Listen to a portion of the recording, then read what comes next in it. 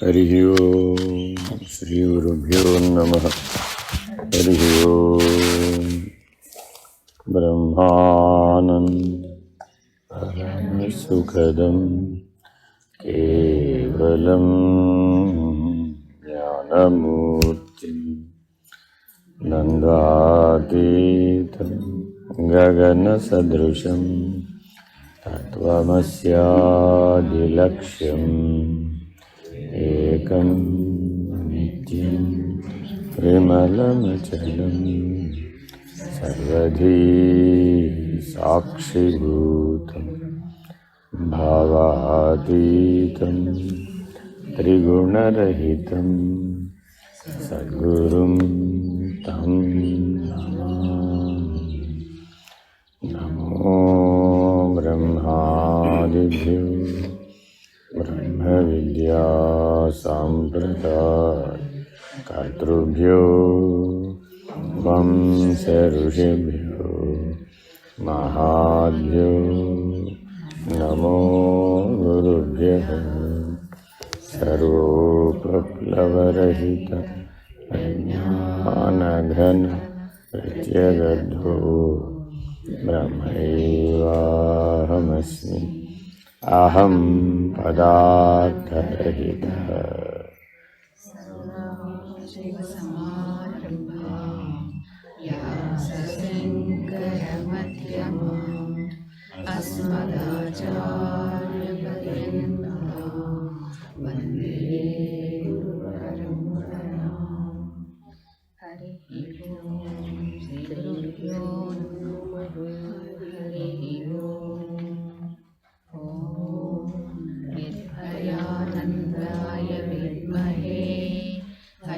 పరిపూర్ణాయ ధీమహి తన్నో పరాత్పర ప్రచోదయాత్. ఓం సారీశ్వరాయ విద్మహే సత్యదేవాయ ధీమహి తన్నః సర్వః ప్రచోదయాత్. ఓం తత్పురుషాయ విద్మహే మహాదేవాయ ధీమహి తన్నో రుద్రః ప్రచోదయాత్. ఓం సద్గురురూపాయ విద్మహే జ్ఞానబోధామృతాయ ధీమహి తన్నో శ్రీ విద్యాసాగర ప్రచోదయాత్. హరి ఓం శ్రీ గురుభ్యో నమః. హరి ఓం. హరి ఓం. వాసుదేవమననము తృతీయ వర్ణకము చేతనాచేతన విచారం. ఇప్పటి వరకు మనం 2 అధ్యాయాలను పరిశీలించాం. అధ్యారోప అపవాదం, తదుపరి సాధన చతుష్టయ సంపత్తి. ఇప్పుడు మనకి అధ్యారోప అపవాదంలో ఆరోపం అనగా ఏమి, లేని దాని చేత నువ్వు ఎలా బాధించబడుతున్నావు, లేదనే సత్యాన్ని గుర్తించడం ఎట్లాగా, ఉన్నది ఉన్నట్లుగా గుర్తించడం ఎట్లాగా అనేది మొదటి అధ్యాయంలో తెలియజేశారు. అలా గుర్తించడానికి నీకు కావాల్సింది ఏమిటయ్యా అంటే సాధన చతుష్టయ సంపత్తి కావాలి, శ్రవణ మనన నిధిధ్యాసలు కావాలి. ఆ సాధన చతుష్టయ సంపత్తి నిత్యానిత్య వస్తు వివేకం, ఇహముత్రార్థ ఫలభోగ విరాగం, సమాధి షట్క సంపత్తి, ముముక్షత్వం, ఈ 4 కూడా ఏ ఒక్కటో ఉంటే సరిపోతుందనేది సరైన అభిప్రాయం కాదు. 4 ఉండవలసిందే. 4 ఉంటేనే నీవు ఆ అపవాదం చేయగలిగే సామర్థ్యాన్ని పొందుతావు. ఆ అపవాదాన్ని శ్రవణ మనన నిధిధ్యాసల ద్వారా, విచారణ ద్వారా చేయాలి.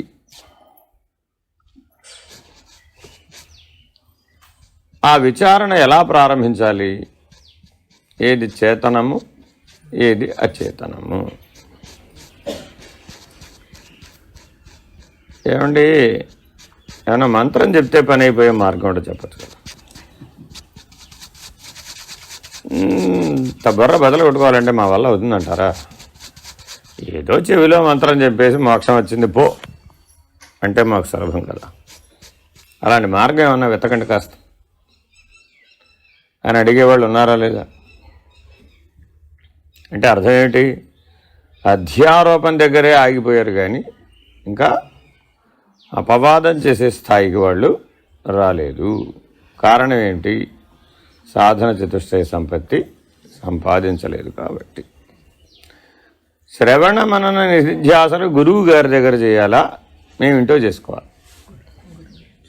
గురు సన్నిధానంలోనే చెయ్యాలి, ప్రత్యక్షంగానే చెయ్యాలి. అదేమిటంటే గురువు సర్వాంతర్యామి కదా, మేము ఇంటో ఉంటే గురువు గారు మా ఇంటో ఉండడా?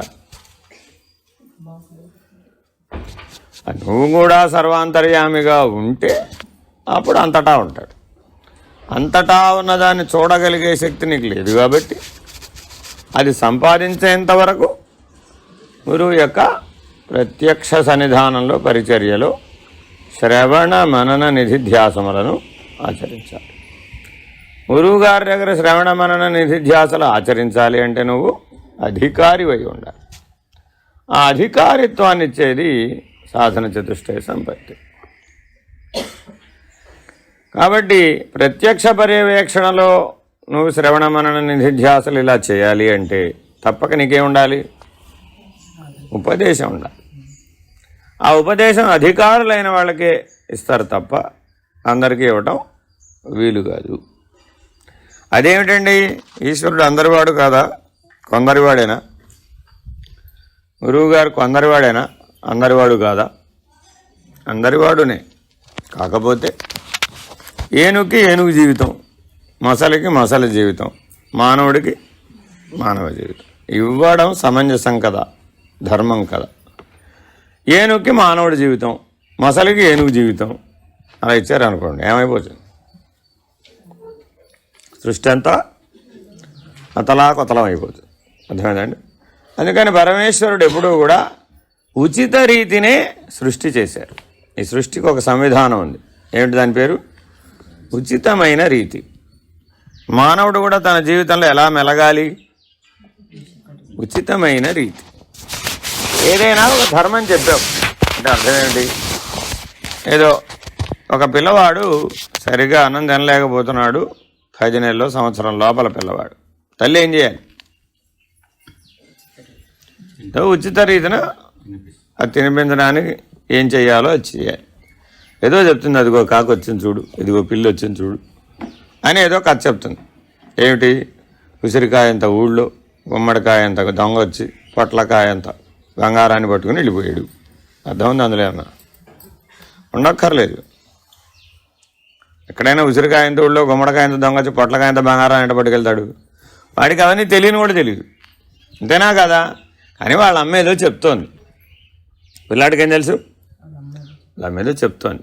నేర్చుకోవడానికి వినటానికి ప్రయత్నిస్తూ ఉంటాడు. ఆవిడ అన్నం పెట్టేస్తూ ఉంటాడు. అయిపోయింది అంతే. అన్నం అయిపోయింది, కథ కూడా అయిపోయింది. ఆ కథ కంచికి మనం ఇంటికి ఆల్ డన్ వెళ్ళిపోతుంది. వాడేం తిరిగి అడగడు. ఏమన్నా రీజనింగ్ ఉండాలా వద్దా? కథకి ఉండదు. అదే పిల్లవాడికి 3 ఏళ్ళు దాటింది లేదా 5 ఏళ్ళు దాటింది, అదే కథ చెప్పింది. ఏమన్నాడు? What mummy, cock and bull story, what is this అంటాడు. ఎందుకని ఉసిరికాయంత ఊళ్ళో గుమ్మడికాయంత అలా పడుతుంది, దొంగ అట్లా ఉంటాడు. పొట్లకాయంత బంగారం అట్లా ఉంటుంది. తప్పు, నువ్వు చెప్పేది రాంగ్ అంటాడు. ఇప్పుడు ఏం చేయాలి మరి? వాడి తెలివికి సరిపడే కథే చెప్పాలి. అంతేగాని చిన్నప్పుడు చెప్పా కదా అదే కథ రిపీట్ చేద్దాంలే అంటే వాడు వినడు. సరే ఇంకొద్దిగా పెరిగి పెద్దవాడు అయ్యాడు. అప్పుడు 8-10 ఏళ్ళు వచ్చినాయి. అప్పుడేం చేయాలి? టెక్స్చువల్. అప్పుడేం చేయాలండి? టెక్స్చువల్ అంటే ఏంటి? రామాయణం, భారతం, భాగవతం, లేకపోతే మరొకటి శివపురాణం, ఏదో ఒకటి ఒక టెక్స్ట్ దగ్గర పెట్టుకుని కథ చెప్పాలి. ఇంకా పెరిగి పెద్దవాడై 15 ఏళ్ళు వచ్చినాయి. అప్పుడేం చేయాలి? కథ చెప్పకూడదు. ఇక వాడిని చదవమనాలి. భగవద్గీత మనం చెప్పకూడదు, వాడిని చదవమనాలి. పురాణాలు మనం చెప్పకూడదు, వాడిని చదవమనాలి. డౌట్ క్లారిఫికేషన్ చేయాలి అంతే. 25 ఏళ్ళు వచ్చినాయి, ఇప్పుడేం చేయాలి? 25 ఏళ్ళు వస్తే ఏం చేయాలి? అడిగితే సలహా చెప్పాలి అంతే. కథలన్నీ అయిపోయినాయి. ఇప్పుడు 30 ఏళ్ల పిల్లాడు వస్తే కథ చెప్తానంటే తల్లికి ఏమనిపిస్తుంది? ఎప్పుడూ కథ చెప్తే బాగుండు అనిపిస్తుంది. 30 ఏళ్ల పిల్లాడు కథలు ఎందుకు వింటాడు? ఏమంటాడు? అంతా విని నా వయసు ఎంత, 3నా 30యా అంటాడు. అంటే ఇప్పుడు మనం కూడా ఏం చేయదలుచుకున్నాం? ఏదో కథ చెప్పదలుచుకున్నాం. అంటే పెళ్లి చేయాలనుకోండి, కథ చెప్పాలా వద్దా మరి? ఓ పిల్లవాడికి పెళ్లి చేయాలండి, నేను ఎందుకు పెళ్లి చేసుకోవాలని సూటిగా అడిగాడు. ఏం చెప్తారు సమాధానం? స్ట్రైట్గా ఆన్సర్ చెప్పాలి. డొంక తిరుగుడు సమాధానం చెప్తే వాడు విన్నాడు. బికాజ్ ఈజ్ హైలీ ఇంటలెక్చువల్, బాగా చదివేసాడు. 30 ఏళ్ళు అంటే తక్కువ కాదుగా మరి. తిరిగేసాడు, విదేశాలకు కూడా వెళ్ళొచ్చేసాడు. ఇప్పుడు వాడికి ఏం చెప్పాలి? స్ట్రైట్ క్వశ్చన్ అడుగుతున్నాను చెప్పు. Why marriage? వాళ్ళ అమ్మ చెప్పగలదా సమాధానం? వాళ్ళ నాన్న చెప్పగలడా? వాళ్ళ అమ్మమ్మ చెప్పగలరా? ఎవరి స్థాయిలో వాళ్ళు చెప్పారు. అర్థమైందండి? ఆ పిల్లవాడు ఏమన్నాడంటే, I married because my father told me to marry, that's why I'm marrying. అంటే పిల్లలకి పెళ్లి చేసే బాధ్యత ఎవరిది? తండ్రిదే, తల్లిది కాదు. తల్లి చెప్పే కథలు అక్కడ వర్కౌట్ కావు. రియాలిటీతో చెప్పడం తండ్రికి ఒకటికే వచ్చు. అర్థమైందండి? వాడిని బుట్టలో వేయడం మాత్రం తల్లికే వచ్చు.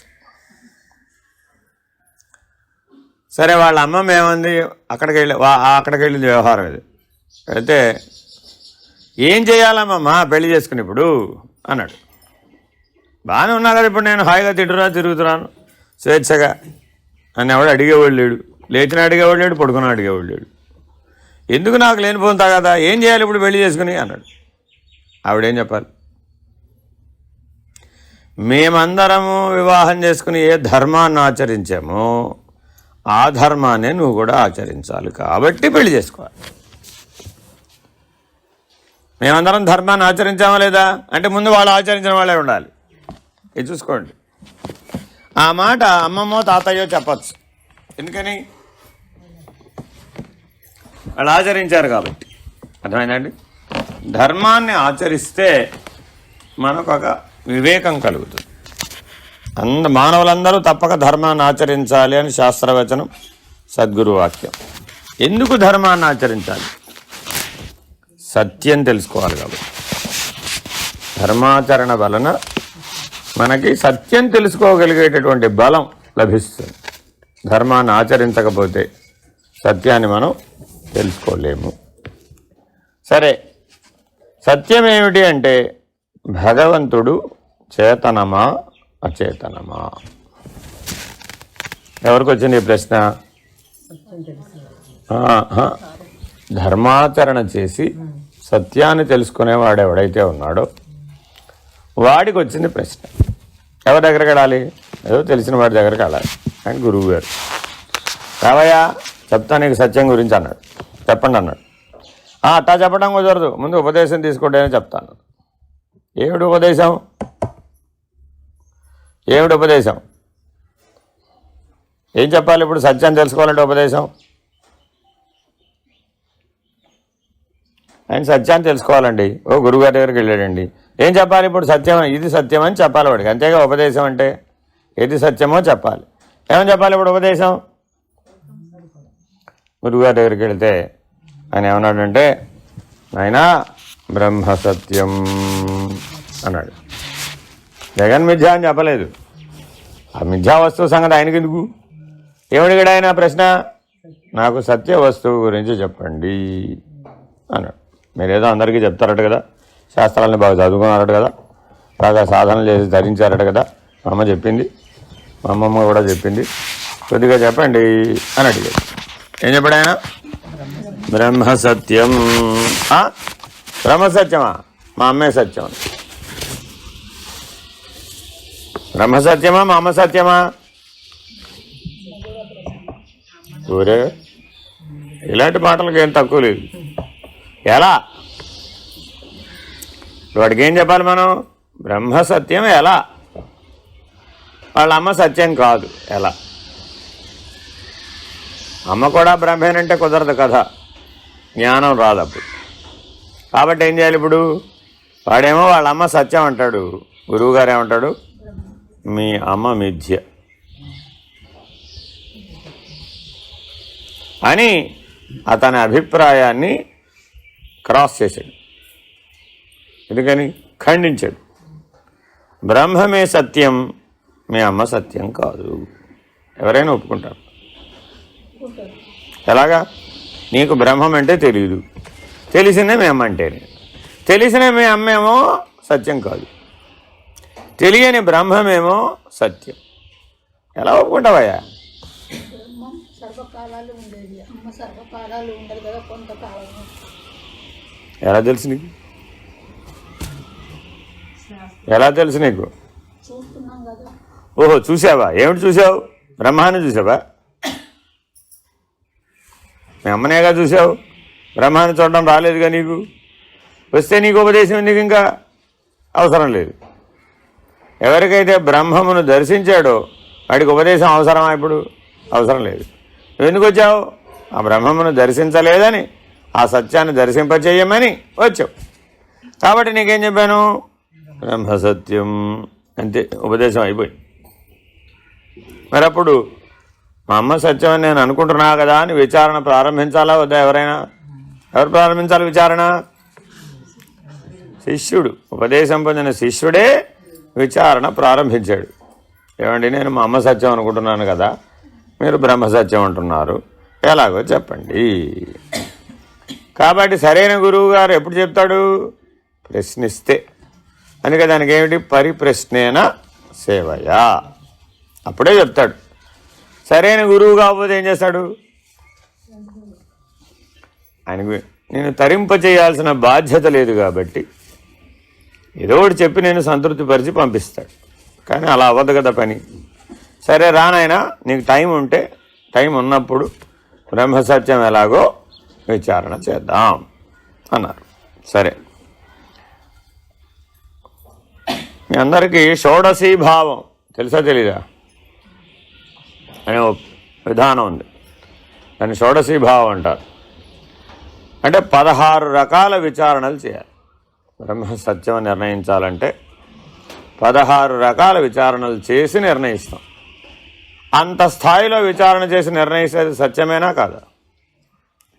ఊరికే ఏ విచారణ లేకుండా చెప్పేస్తే అది ఎలా?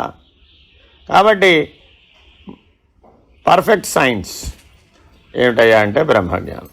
ఏ విచారణ లేకుండా చెప్పరు అక్కడ, ఏ పరిశీలన లేకుండా చెప్పరు, ఏ సాధన లేకుండా కూడా చెప్పరు. సాధన, పరిశీలన, విచారణ, ఆచరణ, ఈ 4తో చెప్తారు. మరి అప్పుడు ఆ విచారణ ఎన్ని స్థాయిలో చేయాలంటే 16 చేయాలి. అందులో మొట్టమొదటి విచారణ చేతన అచేతన విచారణ. ఈ విచారణ దేని కొరకు? బ్రహ్మ సత్యం అని తెలియడానికి. గుర్తుపెట్టుకోవాలి, ఇక్కడ నుంచి అన్ని ఇలా లైన్లో విచారణలు వస్తాయి. ఏ విచారణకైనా కానీ ఏ దృష్టితో చేయాలి? బ్రహ్మ సత్యం. అర్థమైందండి?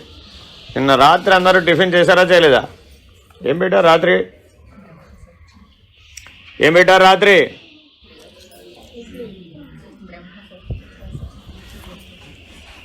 ఏం పెట్టారండి బాబు? ఇడ్లీ సాంబార్ అయ్యా బాబు. ఏమిటో పేర్లు రకరకాలు చెప్తారు. సత్యం ఏమిటి? ఇడ్లీ సాంబార్. కళ్ళకు కనబడింది సత్యమే కదా, కాదా? అరే, కళ్ళకు కనబడింది మిథ్య ఎలా అవుతుంది? ఊహించింది మిథ్య అవుతుంది. కళ్ళకు కనబడింది ఎప్పుడు సత్యమే, ఊహించిందే మిథ్య. అర్థమైందండి? నిన్న రాత్రి పొంగల్ పెట్టారు. ఏమంటారు మీరు?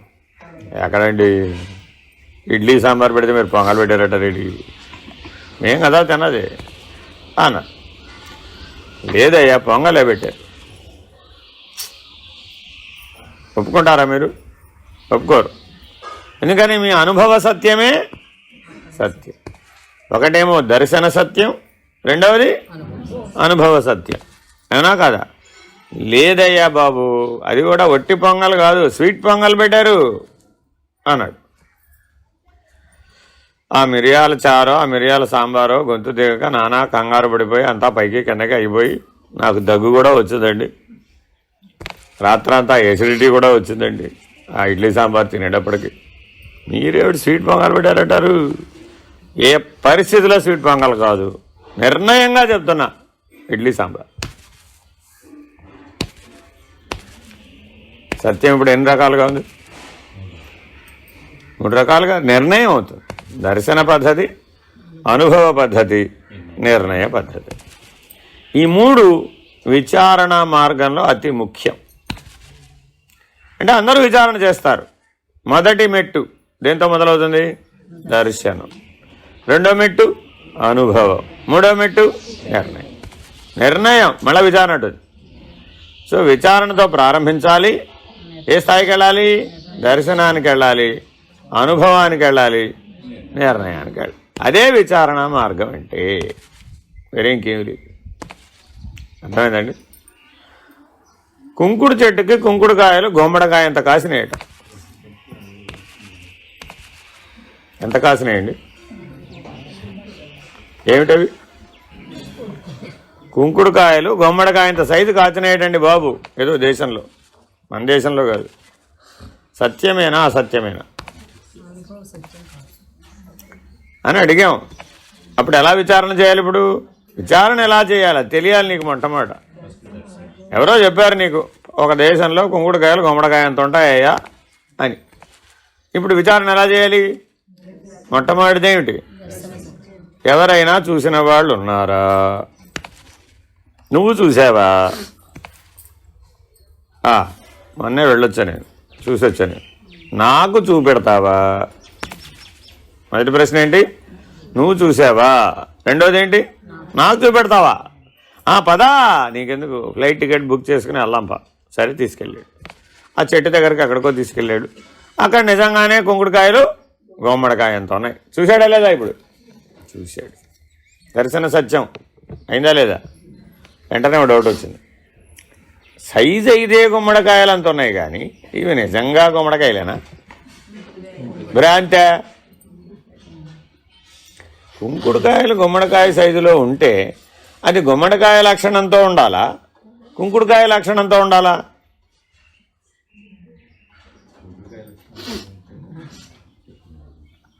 అప్పుడేం కావాలి మరి మనకి తెలియాలంటే? అనుభవ సత్యం కావాలి. దర్శన సత్యం చాలేదు. వీలవుతుందా? సరే ఒకటి గొయ్యవయ్యా అన్నారు. కోసాడు, కట్ చేశాడు. కట్ చేసి తిని చూడాలా అవుతా మరి? ఇప్పుడు కుంకుడుకాయ ఎవరైనా తినగలుగుతారా? తినలేరుగా. చేసి ఇది కుంకుడుకాయ రండి బాబు, అనుభవం వచ్చేస్తుంది. Guarantee, confirmed. ఇది గుమ్మడికాయ సైజులో ఉన్నా ఇది కుంకుడుకాయ.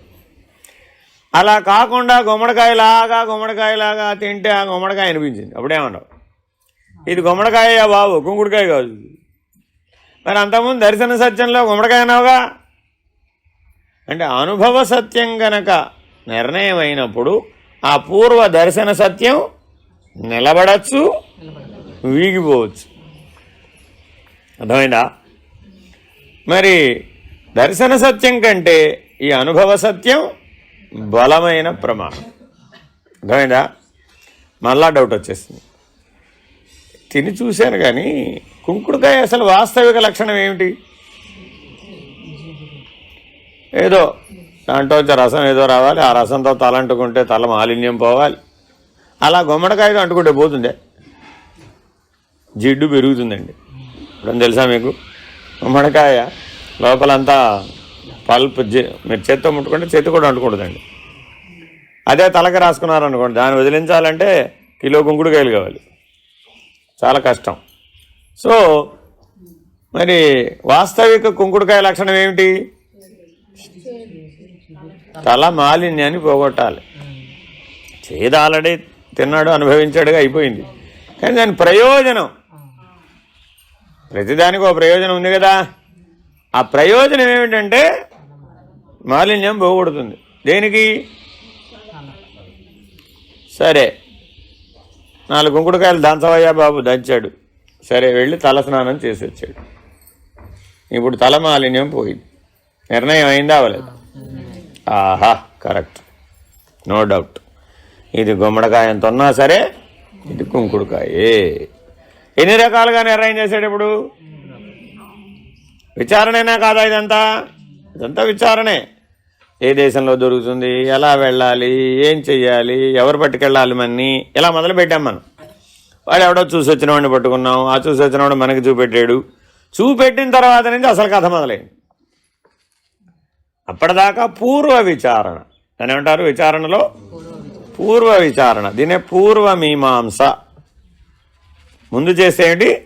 పూర్వమీమాంస. తర్వాత చేస్తే ఉత్తరమీమాంస. పూర్వమీమాంసలో నిర్ణయం అయిందా? అవలేదుగా. ఎందుకని? వాడు ఎక్కడో ఉన్నాడు, అది ఎక్కడో ఉంది, ఆడెక్కడో ఉంది, వెళ్ళాడు, చూశాడు. అదంతా చేయడానికి పూర్వమీమాంస అంతా కర్మ పరిధిలో ఉంది. చూసేసాడు, దర్శన సత్యం బోధపడింది. ఆ తర్వాత ఏదో రకంగా అనుభవ సత్యం పొందడానికి తనకున్న ఇంద్రియాలను వాడాడు. ఆ అనుభవ సత్యాన్ని కూడా పొందేశాడు. నిర్ణయం అయింది అక్కడ కూడా. కానీ ఆ నిర్ణయం బలంగా ఉందా? లేదు. దాని వాస్తవిక ప్రయోజనం ఏమిటో పరిశీలించాడు. అది పరిశీలించేటప్పటికి ఏమైనా no doubt, with all my doubts cleared, నా సందేహాలన్నీ తొలగిపోయినాయి. ఇప్పుడు ఇది తప్పనిసరిగా కుంకుడుకాయే. ఏమిటండి కుంకుడుకాయ గురించి ఇంత ఉపన్యాసం చెప్తామండి? నాకు అర్థం కాదు. ఏం చెప్తానన్నావు నువ్వు? నేను మీ దగ్గర ఎందుకు వచ్చానండి? మీరు నాకేం చెప్పారండి? ఒక పక్క బ్రహ్మసత్యం అని నాకు అర్థం కాదు, కుంకుడుకాయ గురించి చెప్తే పెట్టి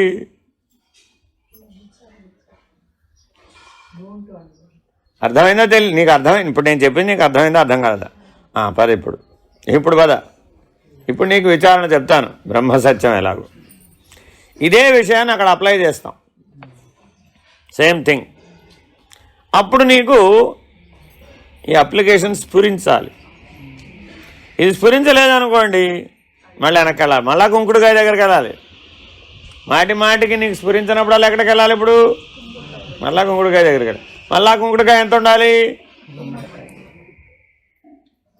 తేడా రాకూడదు. మళ్ళా తర్వాత అప్పుడేం చేయాలి?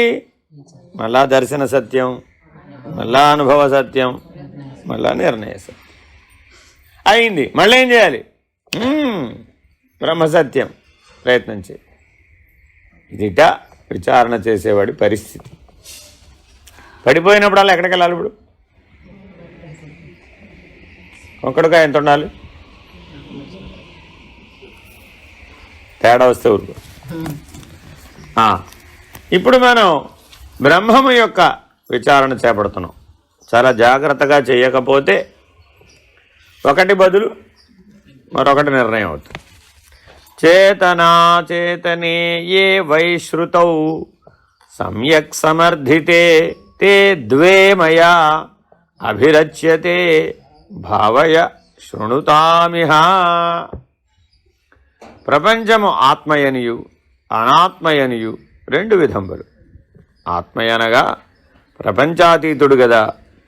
ప్రపంచాతీతుడైన ఆత్మను ప్రపంచాంతఃపాతిగా చెప్పవచ్చునా అనగా చెప్పవచ్చు. ప్రపంచము చేతనాత్మకమై కదా తోచుచున్నది.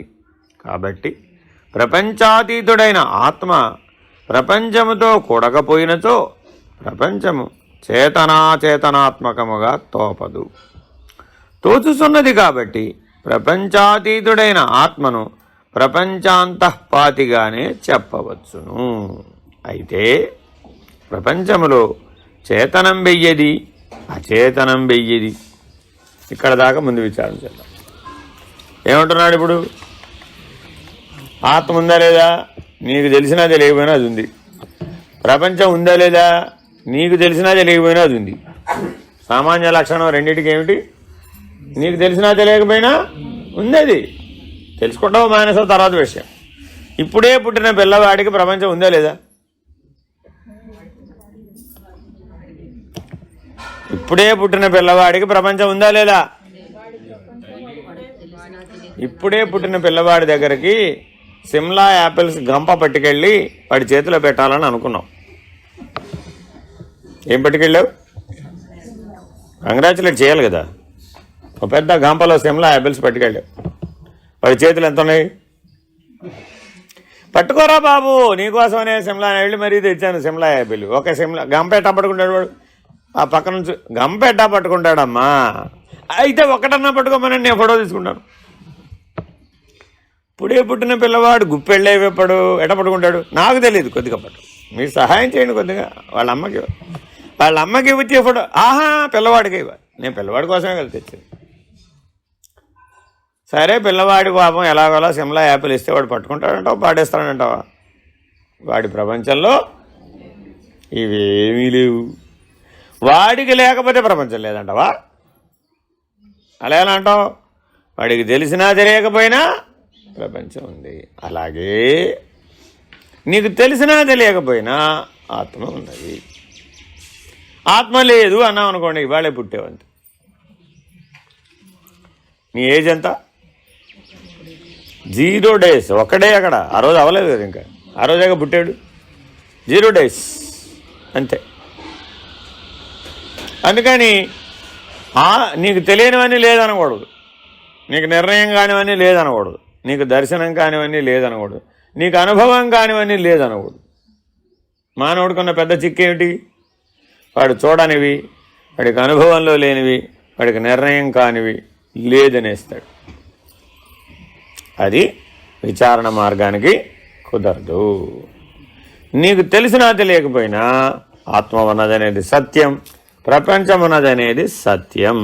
సరే, కానీ ఆత్మ ప్రపంచాతీతం. ఎందుకని?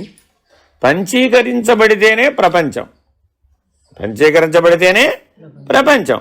ఆత్మ పంచీకరించబడదు, అది అపంచీకృతం. అంటే క్రియేటర్, సృష్టికర్త అపంచీకృతం, సృష్టి పంచీకృతం. అంటే టెక్నికల్ లాంగ్వేజ్ కొద్దిగా అర్థం చేసుకోవాలి, శాస్త్ర పరిభాషను మనం అర్థం చేసుకోవాలి, లేకపోతే దాని హృదయాన్ని మనం చేరలేం. సరే, అంటే నీ కనబడే దాంట్లో కానీ కనబడని దాంట్లో కానీ ఏమున్నాయదా? కనబడేదంతా ఒకటి ఉంది, కనపడంది ఒకటి ఉంది. కనపడంది ఈ కనబడేదానికి అతీతం. ఈ ప్రపంచం ఏమిటి? కనపడేది. ఆత్మ కనబడనిది. ఇది దృష్టము, అది అదృష్టము. అర్థమైందండి? ఆ అదృష్టం ఏమైంది?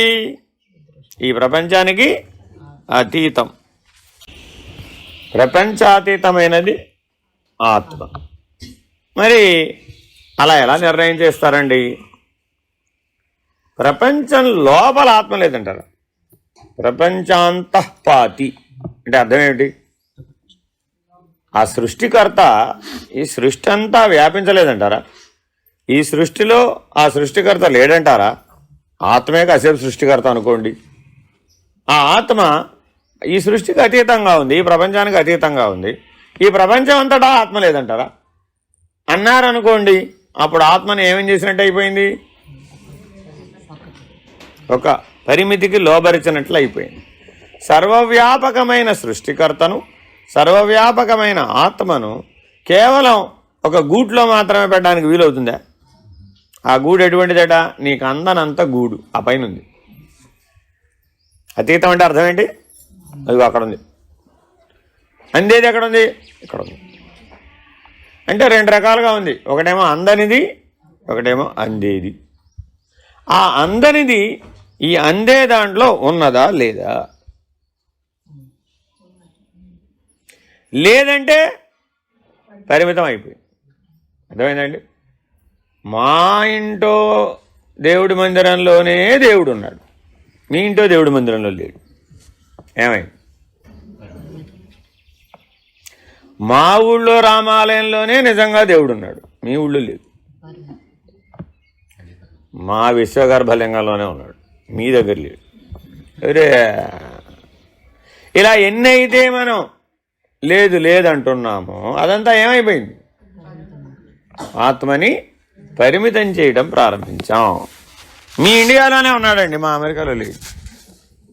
ఏమైపోయింది అక్కడ? దేశ కాల వస్తు భావ పదార్థ పరిచ్ఛిన్నత ఆత్మకు లేదు. ఏమేం లేవండి దానికి? దేశ కాల వస్తు భావ పదార్థ పరిచ్ఛిన్నత ఆత్మకు లేవు. కాబట్టి ఆత్మ ప్రపంచ అంతఃపాతి ప్రపంచాతీతము ఏకకాలంలో. ఎలా? సూర్యుడు ఈ సృష్టి అంతా వ్యాపించి ఉన్నాడు ఏకకాలంలో. ఏకకాలంలో సాక్షిగా కూడా అతీతంగా కూడా ప్రకాశిస్తున్నాడు. అలాగే ఆత్మ కూడా సూర్యుని వలె ఎప్పుడూ అతీతంగానే ఉంది. అలాగే దాని యొక్క ప్రకాశం ప్రపంచ అంతఃపాతిగా వ్యాపించి ఉన్నది. నీలో నేనుందా లేదా? కాల్లో ఉందా, తల్లో ఉందా? నఖశిఖ ఏమంటారండి దాన్ని? నఖశిఖ. ఎవరన్నా చూడాలంటే ఎలా చూడాలట? టింగ్ పైకి కిందకి చూసేట అనే అర్థం ఏంటారు? నఖశిఖ పర్యంతం చూస్తే బాగా తెలుస్తుంది. సరే, ఇప్పుడు ఇంతకీ నఖములలోనూ ఉన్నామంటావా, శిఖలోనూ ఉన్నామంటావా? నీ తెలివితేటలకి, నీ కెపాసిటీకి నీవే నఖశిఖ పర్యంతం ఉంటే పరమాత్మ ఆయన కెపాసిటీకి అంతటా ఉండడంటావా? ఆయనతో పోలిస్తే మన కెపాసిటీ ఎంతండి? సూర్యుడు పరమాత్మ అనుకో కాసేపు, సూర్యుడితో పోలిస్తే మనం ఎంత? నీ తెలివితేటలకి, నీ కెపాసిటీకి నువ్వు ఈ శరీరం అంతా వ్యాపించగలిగితే అంటే నేను కొన్న ప్రాథమిక లక్షణం ఏంటి? వ్యాపకం. అవునా కదా? మరి వ్యాపకం అంటే వ్యాపించడానికి ఒకటి ఉండాలా వద్దా? ఉంటేనే కాదు వ్యాపించేది. ఎందులో వ్యాపించింది? 5×5 25లో వ్యాపించింది. 26వది ఏం చేసింది? 5×5 25లో వ్యాపించింది. వ్యాపించినప్పుడు ప్రపంచాంతఃపాతి అనాలా వద్దా? అనవలసిందే. అతీతం అనాలా వద్దా? వాస్తవికం అతీతం. అర్థమైందండి? వ్యాపించినంత మాత్రాన ప్రపంచం ఆ వ్యాపించినటువంటి ఆత్మకు అంటినదా? పోనీ ఆత్మ ఈ ప్రపంచంలో మునిగిందే? ఇది దాన్ని అంటలేదు, అది దీనిలో మునగలేదు. అది రెండవ లక్షణం. అర్థమైందండి? ఈ దృష్టితో చేయాలి చేతనాచేతన విచారణ. సరే, ప్రపంచాతీతుడైన ఆత్మ ప్రపంచముతో కూడకపోయినచో ప్రపంచము చేతన అచేతనాత్మకముగా తోపదు. ఆత్మ ఏమిటి? చైతన్యం. ఆత్మ ఏమిటి? చైతన్యం. ప్రపంచం ఏమిటి? జడం. ప్రపంచం ఏమిటి? జడం. ఆ చైతన్యం వచ్చి ఈ ప్రపంచంలో వ్యాపించింది కదా, ప్రపంచాంతఃపాతి అయ్యింది కదా. అప్పుడు ఈ జడం ఏమైపోయింది? చేతనంగా పనిచేయడం మొదలుపెట్టింది. ఈ ఫ్యాన్ తిరుగుతా తిరగదా? జడం. ఫ్యాన్ తిరగదు, ఫ్యాన్ జడం కదా. ఏం చేసాం? దానికి స్విచ్ చేసాం అంతే, మనం ఏం చేయలేదు. అర్జెంట్గా చేత్తో కరెంటు దాంట్లో పెట్టాలా వద్దా? చేత్తో కరెంటు దాంట్లో పెట్టాలా వద్దా? చేత్తో కరెంటు దాంట్లో పెడితే నువ్వు వెళ్ళిపోతావు అంతే. ముందు స్విచ్ చేస్తే చాలు అంతే, కరెంటు ఉంటే తిరుగుతుంది. కాబట్టి దాన్ని తిప్పేది ఏది? స్విచ్. దాన్ని తిప్పేది స్విచ్ అండి. స్విచ్ వేయకపోతే ఎలా తిరుగుతుంది? కరెంట్ లేదా ఇప్పుడు అందులో? ఫ్యాన్ లేదా? ఏం లేదు, స్విచ్. అంటే అర్థం ఏమిటి? నీ ఓరియంటేషన్, నీ చూపు అటు తిరిగిందా, ఇటు తిరిగిందా? నీ బుద్ధి పరమాత్మ వైపు తిరిగిందా, ప్రపంచం వైపు తిరిగిందా? స్విచ్. బుద్ధి అనేది ఎటువంటిది? Just nothing but a switch. Operated properly. Switch సరిగ్గా వేయవయ్యా బాబు. సగం వేసాడు, ఏమైంది? అప్పుడు తిరగలేదు. వేసాను, సరిగ్గా వేయవయ్యా బాబు, సరిగ్గా నొక్కుదాన్ని, ఏమైంది? అప్పటిదాకా తిరగలేదు, గిరగరా తిరగడం. ఎప్పటిదాకా తిరుగుతుంది? స్విచ్ ఆఫ్ చేసేదాకా తిరుగుతుంది. ఆఫ్ చేయగానే ఆగిపోద్దా? ఏమండి పాపం, దానికి ఎలా ఎవరు తిప్పారు? అప్పుడు ఆల్రెడీ అప్పటి వరకు తిరిగిన ప్రభావం చేత తిరుగుతుంది. మన కళ్ళ ముందు ఎంత సత్యంగా ఉందండి. ఇదంతా సత్యంగా ఉందా, భ్రాంతిగా ఉందా? సత్యంగానే ఉందిగా. ఫ్యాన్ ఉంది, కరెంట్ ఉంది, స్విచ్ ఉంది, వేశాను, తిరిగింది, అనుభవం వచ్చింది, ఆపేస్తే ఆగిపోయింది, అయినా కూడా కొద్దిసేపు తిరిగింది. ఇదంతా కరెక్టేనండి, సత్యం, నో డౌట్. చేతనమేది, చైతన్యమేది, అచేతనమేది? అచేతనం ఫ్యాన్, చైతన్యం కరెంట్. అర్థమైందండి? ఎవరు కనెక్టరు? వాడెవడు? జీవుడు. వాడెవడు? ఈ స్విచ్ ఎవరు? జీవుడు. వీడు వేస్తేనే అది ఇది కనెక్ట్ అయిపోయేది. జాగ్రత్తగా గమనిస్తే ఆ చేతనమే ఈ అచేతనం, ఈ అచేతనమే ఆ చేతనం అని ఒప్పుకోవడానికి వీలవుతుందంటారా? ఏమైనా తేడా ఉందంటారా? అచేతనము చేతనము ఒకటేనా, వేరు వేరా? అది ఈ విచారణ. ఏం చెప్పాలండి ఇప్పుడు? అచేతనం చేతనం రెండు ఉన్నాయా లేదా ఇప్పుడు అక్కడ? ఆ రెండు ఒకటేనా, వేరు వేరా? అయితే ప్రపంచంలో చేతనం వెయ్యేది, అచేతనం వెయ్యేది అనినతో పాదములతో నడుచుతున్నదియు, రెక్కలతో ఎగరగలిగినదియు, నేలబారు కానిదియు ఉండునది చేతనము. ఏమిటండి అది?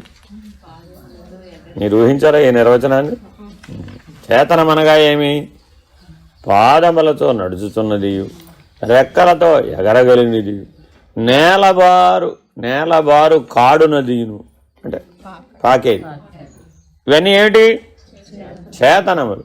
అంటే అర్థం ఏమిటి?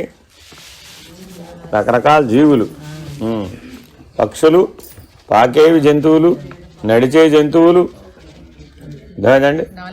4 రకాలు. పాదములతో నడిచేవి, రెక్కలతో ఎగిరేవి, నేల మీద పాకేవి, ఇలాంటివన్నీ ఏమిటి? జీవులన్నీ చేతనములే. జీవులన్నీ కూడా ప్రపంచంలో ఉన్నారా లేదా? వీళ్ళు ఇప్పుడు ఉన్నారు. పృథివీ, జల, పర్వత, వృక్షాదులు అచేతనములు. మీ ఇంట్లో తులసి చెట్టు చేతనమా అచేతనమా? మీ ఇంట్లో తులసి చెట్టు చేతనమా అచేతనమా? పృథివీ, జల, పర్వత, వృక్షాదులు అచేతనములు.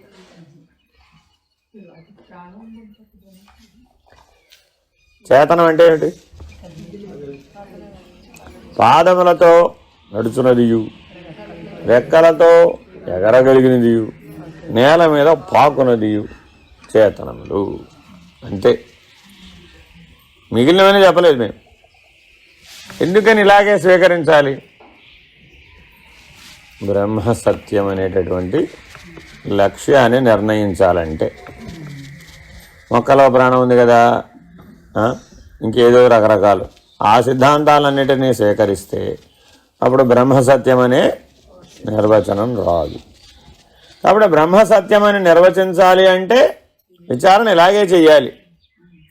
ఏవైతే జీవ చైతన్యాన్ని కలిగి ఉండి కదులుతున్నాయో అవన్నీ చేతనములు, ఏవైతే జడ చైతన్యాన్ని కలిగి ఉన్నాయో అవన్నీ అచేతనములు. ఇలా అర్థం చేసుకోవాలి. అంతేగాని అర్థం కాని భాషలో మాట్లాడుకోకూడదు. ఇప్పుడు ఎలా కనబడుతుంది? జీవ చైతన్యం, జడ చైతన్యం, అవేమో కదులుతూ ఉన్నాయి, ఇదేమో కదలకుండా ఉన్నాయి. ఓకే, అయితే ప్రపంచం అనేక పదార్థాలుగా తోస్తుంది కదా, 2 పదార్థాలను ఎలా చెప్తావయ్యా? చేతన పదార్థం ఒకటి, అచేతన పదార్థం ఒకటి అని ఎలా లిమిట్ చేస్తావు? ప్రపంచంలో అనేక పదార్థాలు ఉన్నాయి, మరి వాటన్నింటినీ ఎలా అర్థం చేసుకోవాలి? అది ఎలాగనా? ప్రపంచము ఆత్మయనియు అనాత్మయనియు 2 విధములు. అనాత్మ ఒక్కటియే కార్యరూపముగా పరిణమించి అనేక పదార్థములు అయ్యను. వానితో కూడుకొని ఆత్మయు అనేకము వలనే తోచుచున్నాడు. అనాత్మంతా ఎలా ఉంది? కార్యరూపంగా ఉంది. అనాత్మ ఎలా ఉంది? కార్యరూపంగా ఉంది. పరిణామంలో అనేక పదార్థాలు అయ్యింది. అంతేనా కదా? బియ్యం బెటరా, బియ్యం పిండి బెటరా? బియ్యపు రవ్వ అయితే బాగా బెటర్.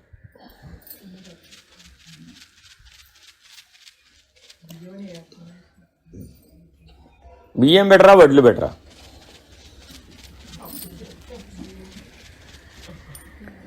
వడ్లు బెటరా, పేలాలు బెటరా?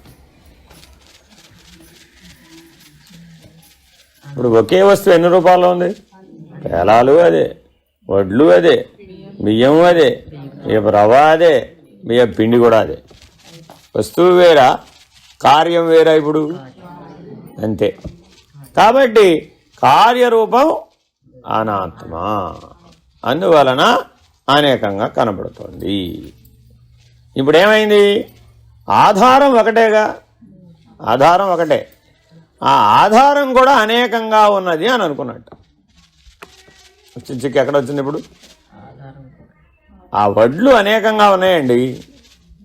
వడ్లే పేలాలైందని ఒప్పుకోవట్లా, వడ్లే బియ్యం అయిందని ఒప్పుకోవట్లా, ఆ వడ్లే బియ్యపు రవ్వ అయిందని ఒప్పుకోవట్లా, ఆ వడ్లే బియ్య పిండి అని కూడా ఒప్పుకోవట్లా. ఆధారమైన వడ్లు లేకపోతే అవన్నీ ఎలా సాధ్యం? అర్థమా?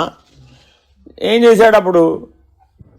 పేలాల వడ్లు వేరే, బియ్యం వడ్లు వేరే, బియ్యపు రవ్వ వడ్లు వేరే, బియ్య పిండి వడ్లు వేరే అన్నాడు. సత్యమేనా? ఎలా తెలుసు నీకు?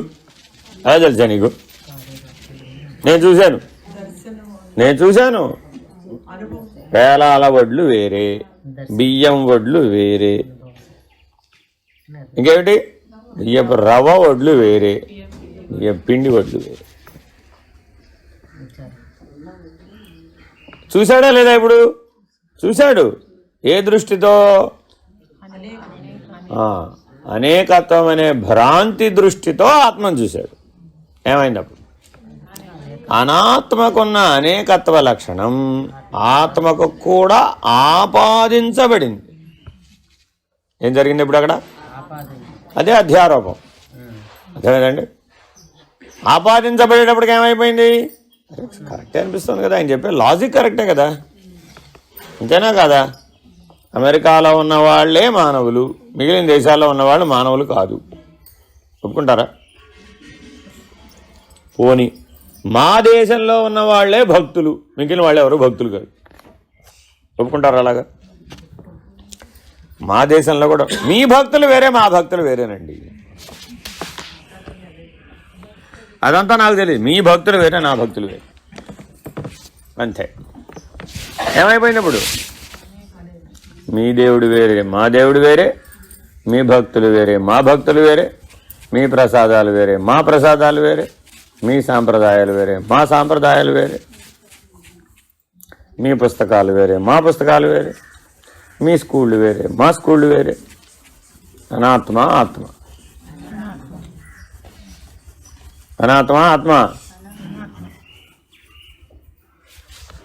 రాత్రి కలలో దేవుడు కనపడ్డాడు, తెలుసా నీకు? కనపడి ఏం చెప్పాడో తెలుసా? మీ దేవుడు దేవుడు కాదని నాకు చెప్పాడు. ఏం చెప్పాడు? పైగా మీ దేవుడు దేవుడు కాదని నాకు చెప్పాడు రాత్రి కాల్లో. నేను నీకు చెప్తున్నా పొద్దునే. రాత్రి మా దేవుడు వచ్చి చెప్పాడు, మీ దేవుడు దేవుడు. కరెక్టేనా? కరెక్టేనా? అంటే ఎప్పటికప్పుడు మానవ జీవితం అంతా ఎట్లా జరిగిపోతుంది? అనేకత్వం, అనేకత్వం, అనేకత్వం. కాబట్టి అనాత్మ అంతా కూడా అనేకత్వం. అదే లక్షణాన్ని ఆత్మకు ఆపాదించాడు. అది వాస్తవం కాకపోయినప్పటికీ అభ్యాస వశం చేత అనాత్మతో బాగా దగ్గరితనం వలన ఎందుకు జరిగింది ఈ పని? అనాత్మకు దగ్గరయ్యాడు, ఆ సంసర్గ దోషం కలిగింది. దాన్ని ఏమంటారు? సంసర్గ దోషం. అంటే అర్థం ఏంటి? అంటే ఏమిటి?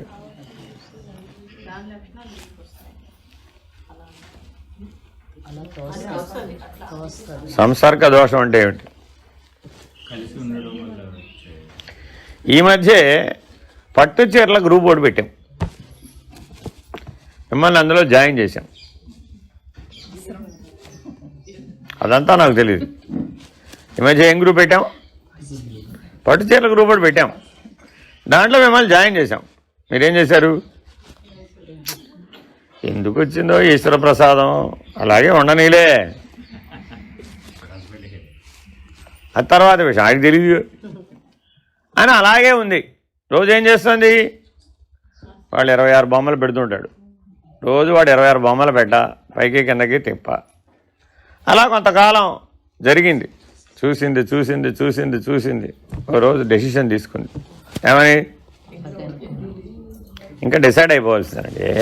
నాకు అర్థం కాదు, ప్రతిరోజు ఈ విండో షాపింగ్ ఏం బాగలేదు, ఏమైనా సరే అటో ఇటో డిసైడ్ అయిపోవాల్సింది. మంచి ముహూర్తం వెతకాలవుద్దా మరి? ఏదో పెళ్లి రోజో పుట్టినరోజో ఓ ముహూర్తం వెతికింది. ఏం చేసింది?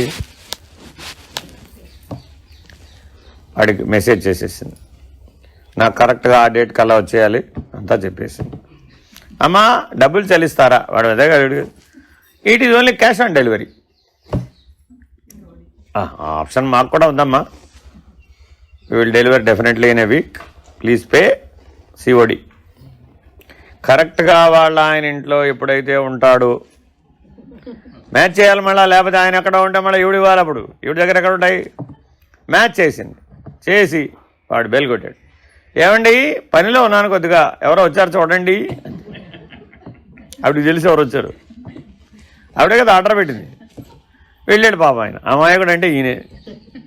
వెళ్ళాడు, తీస్తే వాడేవాడో ఇదిగో కట్టవయ్యా బాబు అన్నాడు. నేనేం పెట్టలేదు అన్నాడు. నాకు తెలియదు, ఇదిగో నీ అడ్రస్సే కదా, నీ పేరు మీదే కదా ఉంది. సరేలే ఏం చేస్తాం, పే చేసేసాడు, తెచ్చేసాడు.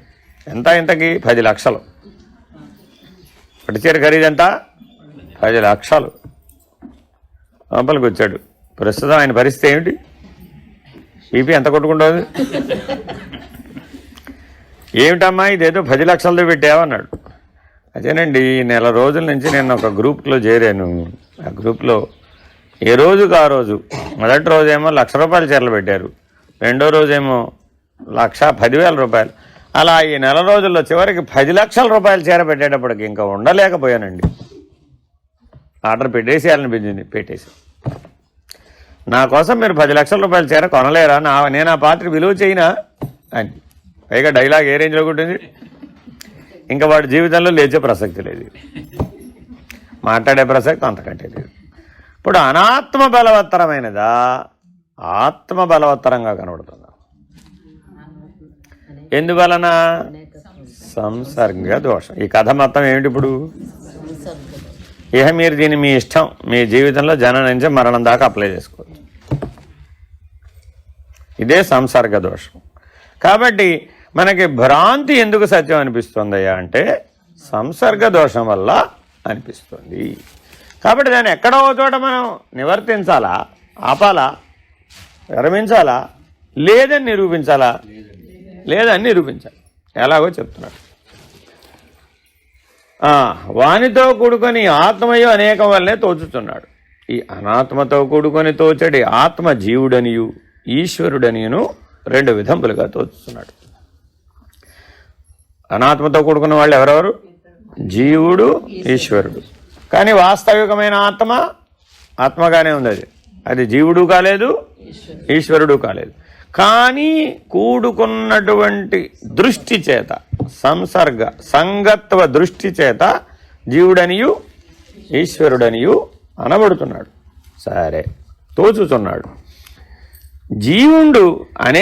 జీవేశ్వరులలో జీవుడు అనేక విధములుగాను ఈశ్వరుడు అనేక విధములుగాను తోచుతున్నారు. జీవేశ్వరులు ఇద్దరు అనేకంగా తోస్తున్నారా, తోచడం లేదా? కుక్కే సుబ్రహ్మణ్య స్వామి గుడికి వెళ్ళారు. అక్కడేమిటి ప్రసాదం? పుట్టమన్ను. దాని పేరు బంగారం. పుట్టమన్ను పేరేమిటి? ప్రసాదం ఏం పెడతారా అంటే అక్కడ బంగారం అని చెప్తారు. ఇది ఎవరో విన్నారు. కుక్కే సుబ్రహ్మణ్య స్వామి దగ్గరికి వెళ్తే బంగార ప్రసాదం పెడతారు, అంతే. అరే ఏ గుడిలో కూడా బంగారం ప్రసాదం పెట్టే విధానమే లేదు, అసలు భూమి మీద ఎక్కడా లేదు. చాలా విశేషం. ఏమిటో నేను కూడా వెళ్ళి ఆ బంగారం తెచ్చుకుంటే నా దారిద్ర్యం తీరిపోతుంది అనుకొని ఉన్న 1000 రూపాయలు ఖర్చు పెట్టి కుక్కే సుబ్రహ్మణ్య దగ్గరికి వెళ్ళి కొద్దిగా బంగారం ప్రసాదం పెట్టండి అని ఎంత పెద్దది పట్టుకున్నాడు, అంత పెద్ద జోలు పెట్టుకున్నాడు. వాళ్ళు ఏం చేశారు?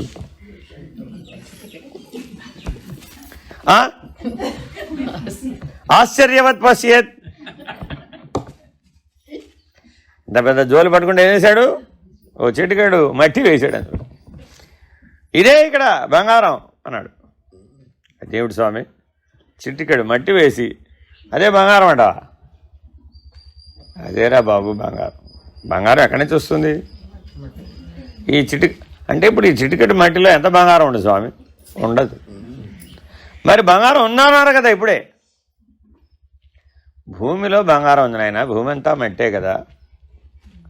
మట్టి ఆధార వస్తువు, బంగారం ఆధేయ వస్తువు. ఆధేయ వస్తువుని త్యజించి ఆధార వస్తువును ఆశ్రయించు. ఆధార వస్తువు ఈశ్వరుడు, ఆధేయ వస్తువు జీవుడు. ఇంతకీ ఆధార వస్తువు ఆత్మయ, ఆధేయ వస్తువు ఆత్మయ? రెండూ కాదు. నాకు తెలిసి ఇలా బోర్లా పడతారు. మొదట ఏం చెప్పామండి? అనాత్మ వ్యాపించి ఏమైంది? జీవుడనియు ఈశ్వరుడనియు పిలువబడుతోంది, తోస్తోంది. అర్థమైందండి? ఎందుకని? అసంగత్వ దోషం చేత, ఆ సంసర్గ దోషం చేత. ఇప్పుడు ఏమైంది? ఆధార వస్తువు ఈశ్వరుడు, ఆధేయ వస్తువు జీవుడు. రెండింటికి అతీతం ఆత్మ. జీవుడిలోనూ ఆత్మ ఉన్నది, ఈశ్వరుడిలోనూ ఆత్మ ఉన్నది. ఎలాగా? ప్రపంచాంతఃపాతిగా, అంతర్యామిగా, అంతరాత్మగా ఉన్నది. కానీ డైరెక్ట్గా ఏ ఈజ్ ఈక్వల్ టు బీనేనా? నో, కాదు. ఇతని దోషం ఏమనుకున్నాడు? నిజంగా బంగారం ప్రసాదం పెడతాడు అనుకున్నాడు. ఆయన నిజంగా బంగారం పెట్టాడా పెట్టలేదా? ఆయన దృష్టిలో పెట్టాడు, ఈయన దృష్టిలో పెట్టలేదు. ఇప్పుడు ఇద్దరి మధ్య తగాదా వచ్చిన తర్వాత కోర్టులో కేసు వేసాడు. ఫలానా దేవస్థానంలో బంగారం ప్రసాదంగా పెడతారని ఆలయం బయట వాళ్ళ వెబ్సైట్లో, అనేక పత్రికలలో, అనేక చోట్ల మైక్ పెట్టి ప్రచారం చేస్తున్నారు. ఇలా ప్రజలను మోసగిస్తున్నారు. తీరా అక్కడికి వెళితే చిటికెడు మట్టి వేస్తున్నారు, దాన్నే బంగారం అనుకోమంటున్నారు అని కోర్టులో కేసు వేశాడు. ఎవరి మీద? కుక్కే సుబ్రహ్మణ్య స్వామి మీద. ఇవంతా చేయించేది ఎవరు? ఈశ్వరుడు కదా. కాబట్టి కోర్టులో కేసు వేయాలా వద్దా? ఈశ్వరుడు మీద కోర్టులో కేసు వేసాడు. సమన్లు ఎవరికి ఇవ్వాలి? ఇప్పుడు సమన్లు ఎవరికి ఇవ్వాలి? ఓ సినిమా ఉందండి, ఇదే గోల. అర్థమైందండి? ఇప్పుడు ఇదంతా ఇప్పుడు అనాత్మ, ఆత్మయా? ఫినిష్డ్. జీవుండు అనేక విధంబులు తోచినా తోచనేమో, ఒక్కడైన ఈశ్వరుడు అనేక విధంబులుగా ఇటులో తోచును. ఈశ్వరుడు ఒక్కడు కదా. జీవులంటే అనేకులంటే అర్థం ఉంది. 84 లక్షల జీవరాశులు కాబట్టి జీవులు అనేకులంటే ఎవరైనా ఒప్పుకుంటారు. ఈశ్వరుడు ఒక్కడే కదా. ఎవరైనా నువ్వు ఎన్ని కథలు చెప్పినా, పురాణాలు ఎన్ని చెప్పినా ఈశ్వరుడు ఒక్కడే. అది ఎవరైనా సరే ఒప్పుకుని తీరుతున్నారు కదా. మరి నువ్వేమిటయ్యా ఈశ్వరుడు అనేకం అంటావు? పుణ్యక్షేత్రంబుల యందును, పట్టణంబుల యందును, గ్రామాదుల యందును, ప్రతి గృహంబునందును ఈశ్వరుడు అనేక విధములుగా తోచుచున్నాడు. ఉన్నాడు కాదు, తోచుచున్నాడు. మీ ఇంట్లో ఉన్నాడా లేదా దేవుడు? విశాలాక్షి గారు ఉన్నాడా లేడా? అదే మళ్ళా మొదటికి వచ్చింది. మీ ఇంట్లో దేవుడు ఉన్నాడా లేదా? అమ్మయ్య ఉన్నాడు. నీ హృదయంలో దేవుడు ఉన్నాడా లేదా? మీ ఊరు రామాలయంలో ఉన్నాడా లేదా? అయోధ్య రామాలయంలో ఉన్నాడా లేదా? వైకుంఠంలో ఉన్నాడా లేదా? ఇప్పుడు దేవుడు అనేకమేగా. స్థావర దోషం అంటారు దీన్ని. ఏమంటారండి దీన్ని? స్థావర దోషం. వైకుంఠంలో నారాయణుడు ఉన్నాడు, అయోధ్యలో రాముడు ఉన్నాడు, మా ఊరి రామాలయంలో కోదండరాముడు ఉన్నాడు, మా ఇంట్లో జానకి రాముడు ఉన్నాడు. ఎంతమంది రాముడు ఉన్నారా బాబు? ఇప్పుడు జానకి రాముడు వేరే, అయోధ్య రాముడు వేరే, కోదండరాముడు వేరే. అక్కడెక్కడ ఉంది? ఆత్మారాముడికి స్థావర దోషం లేదు. నా హృదయంలో కూడా వాడు ఉన్నాడు. ఆయన ఎవరు? కాదు, ఆయన పేరేమిటి? ఇంకో రాముడు ఉన్నాడు, చెప్పండి చూద్దాం. హృదయంలో ఉండే రాముడు ఒకడు ఉన్నాడు. కాదు, ఆత్మారాముడు కాకుండా ఒకడు ఉన్నాడు. అయోధ్య రాముడు, కోదండ రాముడు, అమ్మయ్యా పర్వాలేదు, దశరథ రాముడు ఉన్నాడు నీ హృదయంలో. ఈ దశరథ రాముడు ఎవరు? దశరథములను నడిపేవాడెవడో వాడే దశరథ రాముడు. దాశరథి, ఆయన పేరేమిటండి? దాశరథి. నీ హృదయంలో ఉన్న దాశరథి జీవుడు. నీ హృదయంలో ఉన్న దాశరథి ఎవరు? జీవుడు. వాడు కూడా రాముడే. అర్థమైందండి? మరి ఇప్పుడు ఈశ్వరుడు అనేకంగా తోస్తున్నాడా తోచడం లేదా? స్థావర దోషం చేత. అర్థమైందా? ఇందాక ఒక దోషం చెప్పా, అదేమిటి? సంసర్గ దోషం. ఇప్పుడు ఏం చెప్తున్నాను? స్థావర దోషం. అమెరికాలో మనుషులు ఉంటారా? ఎంత ఉంటారు మనుషులు? ఒక్కొక్కరు 6.5 అడుగులు ఎత్తు, 250 కిలోల బరువు ఉంటారు. ఇండియాలో అలా కనపడరు మీకు. కొద్దిగా మీడియం స్టేచర్, వీళ్ళని ఏమంటారు? Medium stage. వాళ్ళది హై స్టేచర్ అండి. వాళ్ళ మెను వేరే, వాళ్ళ జీవనం వేరే, వాళ్ళ ఎక్సర్సైజ్ వేరే, అన్నీ వేరే. నీ జీవనం వేరే, నీ ఎక్సర్సైజ్ వేరే, నీ మెను వేరే, అంతా వేరు వేరే. వాళ్ళదే మనకు కూడా పెట్టేయచ్చుగా. వాళ్ళ మందులు కూడా వేరే. ఆ సైజుని బట్టి మంది వాళ్ళు వాడికి, ఈ సైజుని బట్టి మంది వాళ్ళు నీకు. మరి ఇప్పుడు అలాగా అలా ఎలా తయారయ్యారండి? భూమండలం అంతా మానవుల్లో ఒకటే ఉండాలి కదా. స్థావర దోషం. నేనేమన్నారు? స్థావర దోషం. అర్థమైందండి? సరే, ఇది బాగా అర్థమైపోయింది. సో సంసర్గ దోషం ఉంది, స్థావర దోషం ఉంది. అక్కడక్కడ తోచనవన్నీ మృచ్ఛిలాదారు తామ్రాది ప్రతిమలు కదా. ఈ ప్రాంతాలందరూ ఈశ్వరుడిగా ఎలా పెట్టాం? అయితే మట్టితోనో, లేకపోతే శిలతోనో, లేకపోతే దారు అంటే కర్రతోనో. జగన్నాథుడు ఏమిటి? దారు. అంటే చెక్క, తామ్రం లేదా పంచలోహాలు, ఇత్తడి. ఆ ఇంట్లో పంచాయతనం ఉందా లేదా? ఏమిటది? తామ్రం లేదా ఇత్తడి, లేకపోతే పంచలోహ అంటే లోహ. ఈ ప్రతిమలన్నీ ఉన్నాయి కదా. ఇట్లుండగా ఈశ్వరుడు తోచుతున్నాడని ఎందుకు చెప్పవలసి వచ్చింది? ఈ మృచ్ఛిలాదారు తామ్రాది ప్రతిమలయందు అందరికీ ఈశ్వర బుద్ధియే గాని ప్రతిమాది బుద్ధి సర్వాత్మనా లేదు కదా. వాని యందు ప్రతిమాది బుద్ధి కలిగి ఈశ్వర బుద్ధి లేకపోయినచో గోపుర ప్రాకార మంటపాదులకును పూజాభిషేకముల కొరకును లక్షలాది ద్రవ్య వ్యయము నేల చేయుదురు. అట్లు సెలవు చేయరు కదా, చేయుతున్నారు కదా. కనుక ఆ ప్రతిమాదుల యందు ఈశ్వర బుద్ధి రావచ్చునా? అనాత్మస్వరూపమైన ప్రతిమాదులందు ఈశ్వర బుద్ధి రావచ్చునా? రావచ్చు. పెద్ద సమస్యకు పరిష్కారం చెప్పాడు ఇక్కడ. ఎక్కడ పడితే అక్కడ మీరు ఆలయాలు కట్టేసుకుంటున్నారు, ఎక్కడ పడితే అక్కడ ప్రతిమలు పెట్టేస్తున్నాం.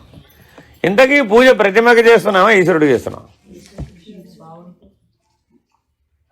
పూజ ప్రతిమకి చేస్తున్నామా, ఈశ్వరుడికి చేస్తున్నాం?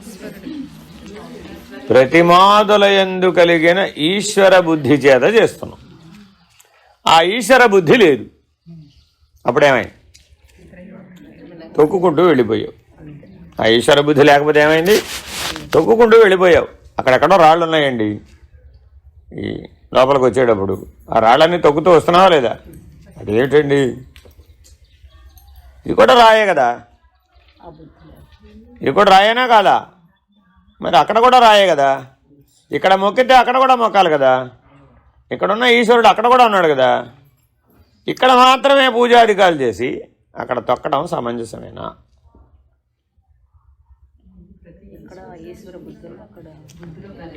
దీని వస్తుగత దోషం. నేను ఏమన్నారండి? మూడో దోషం ఇది. ఏమిటది? మొదటిది సంసర్గ దోషం, రెండవది స్థావర దోషం, మూడవది వస్తుగత దోషం. అంటే అర్థం ఏమిటంటే స్ఫటికలింగంలోనే ఈశ్వరుడు ఉన్నాడు. కరెక్టేనా? లేడా? ఉన్నాడు కానీ అందులోనే అదేం లేదండి. మా ఇంట్లో మరకత శ్రీచక్రం ఉంది. ఎవరిచ్చారనుకుంటున్నారు మీరు? చంద్రశేఖర పరమాచారి ఇచ్చారు. అప్పటి నుంచి ఉంది మా ఇంట్లో మరకత శ్రీచక్రం. మా ఇంట్లో అమ్మవారు అప్పటి నుంచి ఉంది.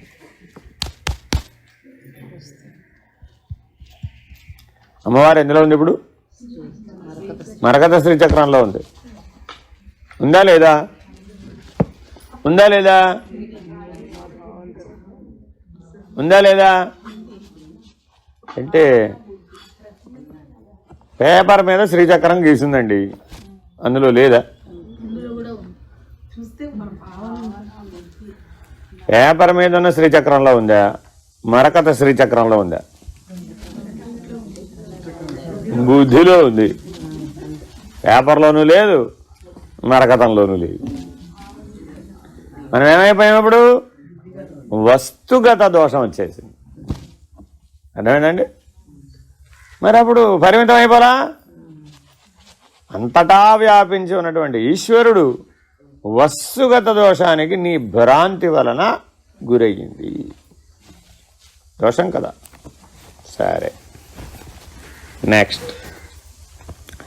మిక్కిలి నీచమైన దేహేంద్రియాది సంఘాతమే నేనను వానికి ఆ ప్రతిమాదుల యందు ఈశ్వరత్వ బుద్ధి రావచ్చును. దేహేంద్రియాదులు నీచ పదార్థంబులగున. ప్రతిమ ఈశ్వరుడని ఎవరికి అనిపించింది? అంతేగా, జీవుడికేగా. ప్రతిమ ఈశ్వరుడని ఎవరికి అవసరం? జీవుడికే అవసరం. అది అన్వేషణలో భాగంగా జీవుడికి అవసరం. మరి ఆ జీవుడికి ఏమున్నాయి? దేహేంద్రియాది సంఘాతమైనటువంటి నీచ పదార్థ సంయోజనం ఉంది. ఏం వాడాడో చూడండి. ఏముందండి మనకిప్పుడు? దేహేంద్రియాది నీచ పదార్థ సంయోగం చేత వాడికి ప్రతిమాదులందు ఈశ్వర బుద్ధి కలుగుతుంది.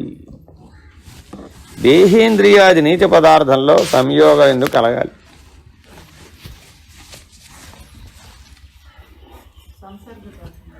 సంగత్వ దోషం. ఎన్నో దోషం చెప్పారు. మొదటిది ఏంటి? తర్వాతది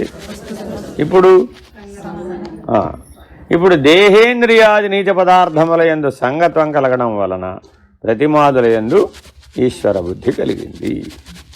అది విడిపోతే అసంగుడమైతే ఇది కూడా పోయింది అని చెప్పకనే చెప్తున్నాడు.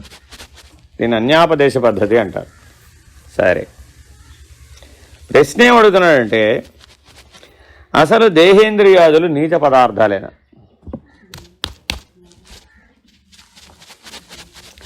దేహేంద్రియాదులు నీచ పదార్థాలేనా అని ఒప్పుకుంటే ఏం చేయాలి? అంతే కదా. నీచ పదార్థాలను ఏం చేస్తున్నావు? వదిలేస్తున్నావు. మరి దేహేంద్రియాదులు నీచ పదార్థాలేనా? నేను ఎందుకు వదిలేస్తానండి బాబు, అన్నిటికీ ఇదే ఆధారం, ఇది లేకపోతే ఇది లేదు అన్నాడు. అంటే ఏమిటి?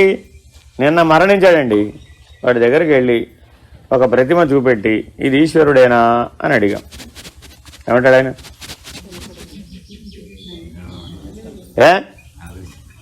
దేహేంద్రియాది నీచ పదార్థముల యొక్క సంగత్వం పోయింది. ఏ కారణం చేతైనా కావచ్చు. అతన్ని వెళ్ళి అడిగి ప్రతిమాతులైన ఈశ్వర బుద్ధి నీకుందా లేదా అని అడిగాం. ఏమన్నాడు ఆయన? అది ఉంటే నీది సరే, కానీ వదిలేసి వెళ్ళిపోతున్నావు కదా, ఈ శవము నీచమేనా? ఈ దేహేంద్రియాది పదార్థ సంయోజనం సంఘాతమైనటువంటి ఈ శవము నీచ పదార్థమేనా అని శివమును అడిగాం. ఏం చెప్తుంది? పోని బ్రతికున్నప్పుడు అడిగాం, ఏం చెప్తుంది?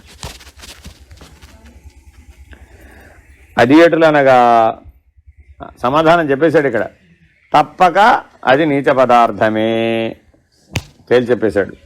అది ఎటులనగా శుక్ల శోణితంబుల వల్ల పుట్టినవి గనుకను, మాంసమూత్ర పురుషాదుల చేత నిర్మింపబడినవి గనుకను, శరీరము మృతమైపోయినప్పటికీ ఉండు వారికి అర్ధచండాలాది క్లేశంబులను కలుగు చేయుచున్నవి గనుక, ఈ దోషంబులు ప్రతిమాదులందు లేవు గనుక, ఆ ప్రతిమాదులందు సమర్పించిన స్రక్చందనాదులు పరులకు కృతార్థత చేయుచున్నవి గనుక, ఆ ప్రతిమాదులకు హాని వచ్చినప్పటికీ తిరుగా ఉపకారమునకు వచ్చుతున్నవి గనుక, ఆ ప్రతిమాదులందు ఈశ్వరత్వ బుద్ధి రావచ్చునన్నట ఉచితమే. అయితే ఒక్క అనాత్మ పదార్థమే కార్యరూపముగా పరిణమించి అనేకములుగా తోచును. దానితో మరి ఒక పదార్థము కూడుకొని అనేకముగా తోపవచ్చుననుట యందు దృష్టాంతంబును కలదు. ఏం చెప్పాడు ఇప్పుడు ఇంతకీ? దేహేంద్రియాది సంఘాతమంతా నీచ పదార్థమే. ఎందుకని? అది తయారీనే అలా తయారైంది. ఏవైతే నువ్వు వదిలేయదలుచుకుంటావో, విసర్జించదలుచుకుంటావో, ఆ విసర్జించదలుచుకున్న పదార్థములతో తయారైంది. మరి విసర్జించదలుచుకున్న పదార్థములతో తయారైతే దాన్ని నీచమనాలా, ఉచ్చమనాలా? అంతేగా. మానవ దేహం దేంతో తయారైంది? విసర్జించబడిన పదార్థాలతో తయారైంది. ఎక్కడ పెరిగింది అది? ఆ స్థానంలోనే పెరిగింది. ఎక్కడి నుంచి ఉత్పన్నమైంది? ఆ స్థానంలో నుంచే ఉత్పన్నమైంది. అర్థమైందండి? కాబట్టి అది దాని ఉత్పత్తి, దాని యొక్క జననము, దాని యొక్క తయారీ అంతా కూడా విసర్జకావయవములతోటి, విసర్జించబడిన పదార్థములతోటి తయారైంది. కాబట్టి అది నీచ పదార్థమే. సరే, మరి అలాంటి లక్షణం ప్రతిమాదులకు కూడా ఉందంటావా? అంటే విసర్జించబడిన పదార్థములతోటి ఏ ప్రతిమైనా చేసేవా? చేయవా? అందులో ఈశ్వరుడు లేడా? ఏమండి విశాలాక్షి గారు, అంతటా ఈశ్వరుడు ఉన్నాడు అన్నావా లేదా? విసర్జించబడిన పదార్థాలతో ఎక్కడైనా ఈశ్వర ప్రతిమ చేయబడిందా?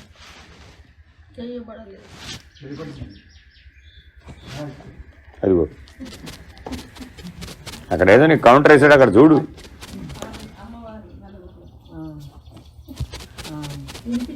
వినాయక వ్రత కథ ఏమిటి? అమ్మవారు నలుగు పెట్టుకుంది. విసర్జించదగిన పదార్థమే కదా, విసర్జించింది. ఎవరిని తయారు చేసింది? అదేంటండి విసర్జించిన పదార్థం ఎవరన్నా ప్రతిమ తయారు చేస్తారా?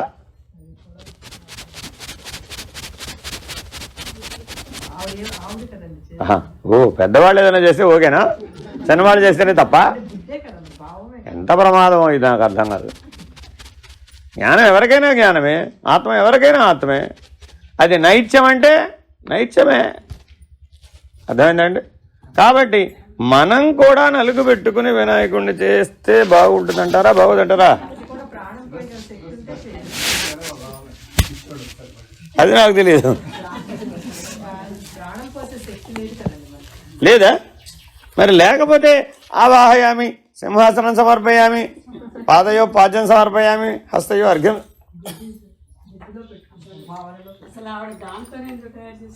పాయింట్ అది. దానికి ఒక పెద్ద విచారణ ఉందండి. నేను ఆల్రెడీ పండితుల మధ్య ఈ విచారణ జరిగింది. అమ్మవారు నలుగు పిండితో ఈ వినాయకుడిని తయారు చేయలేదని తేల్చేసింది. నీకు అర్థం కావడం కోసం చెప్పామంతే. అంటే నీచత్వ బుద్ధిని తొలగించి ఈశ్వరత్వ బుద్ధిని ప్రతిష్ఠించడమే వినాయక వ్రతం. మాటిమాటికి మన దృష్టి అటుపోతుంటుంది, అధోముఖంగా అటుపోతుంటుంది.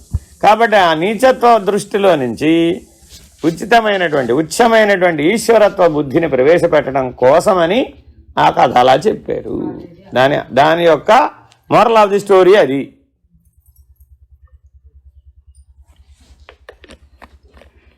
దానిని యాజ్ ఇట్ ఈజ్గా తీసుకోవక్కర్లేదు. ఒకరు ఖండించారు, అదేమిటండి అంత స్పష్టంగా చెప్తుంటే మీరు కాదంటారేమిటి? ఏమయ్యా, సృష్టి చేసిన ఆవిడెవరు?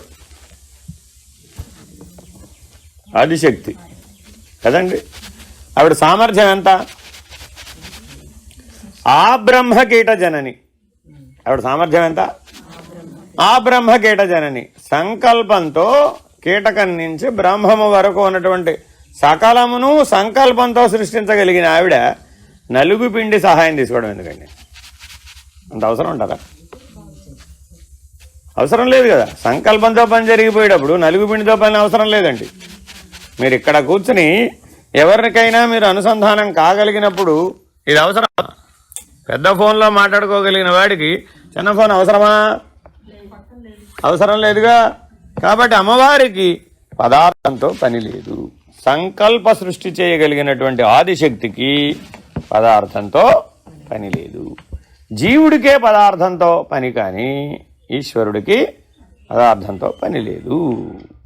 కాబట్టి ఇది నీకు మోరల్ ఆఫ్ ది స్టోరీ తెలియజెప్పడం కోసం, జ్ఞాన మార్గంలో నీకు ఈశ్వరుడి వైపు దృష్టిని మరల్చడం కోసమని చెప్పిన విధానం వ్రత కథ. అర్థమైందండి? కాబట్టి జాగ్రత్తగా మనం పరిశీలించకపోతే ఏమైనా ఉంటుంది, ఎక్కడో ఏదో తేడా వస్తుంది. కాబట్టి ఆ దోషములు ప్రతిమాదులందు లేవు కనుక ఆ ప్రతిమాదులందు సమర్పించినటువంటి స్రక్చందనాదులు అంటే అర్థం ఏంటి? కుంకుమ, పసుపు, పంచామృతాలు, అలా పంచమాంగళ్యాలు ఇత్యాదులన్నీ కూడా మీకు ప్రసాదంగా ఇచ్చామండి. ఏం ఫీల్ అవుతారు? నానా కష్టాలు పడి కామాక్షి మందిరం లోపల అదేంటి ప్రధాన విగ్రహం దగ్గర అరగంట సేపు కూర్చుని కుంకుమార్చన చేసే టిక్కెట్ సంపాదించావు. ఏమనిపిస్తుంది? బా, అసలు చాలా కష్టం అండి బాబు. అమ్మవారి దగ్గర అరగంట లోపల కూర్చొని చేయడం అంటే మామూలు విషయం అనుకున్నారేమిటి? అక్కడెక్కడో అంత దూరం నుంచి చూసి వెళ్ళిపోవాల్సిందే అందరూ. మా ముగ్గురికే దొరికింది అది. నేను, మా ఆవిడ, మా అబ్బాయి వెళ్ళా. అరగంట సేపు కూర్చున్నాం. పంతులు గారు ఎంత బాగా మంత్రాలు చదివాడు. ఏం చేశారు నాయన? ఆ 30 నిమిషాలు కుంకుమ ఇచ్చారు. అమ్మవారికి స్వయంగా కుంకుమార్చన చేసుకునే అవకాశం వచ్చింది. శంకరాచార్యులు ప్రతిష్ఠించిన శ్రీచక్రానికి చేయించారండి. ఇంతకంటే మానవ జీవితంలో అదృష్టం ఏం కావాలండి? అదే అర్చన కుంకుమని ప్రసాదంగా కూడా ఇచ్చారు. మా జీవితంలో ఈ సంఘటన ఎప్పటికీ మరిచిపోలేనటువంటి సంఘటన. ఎంతో విలువైంది. సత్యమేనా కాదా? సత్యమేనా కాదా? కృతార్థత చేయించింది. ఇవన్నీ ఏం చేస్తున్నాయమన్నీ? కృతార్థత చేసింది. కనుక ఆ ప్రతిమాదులకు హాని వచ్చినప్పటికీ తిరుగుగా ఉపకారమే వస్తుంది. ఒకవేళ ఆ ప్రతిమాదులకు ఏమైనా ప్రమాదం వస్తే రావచ్చు.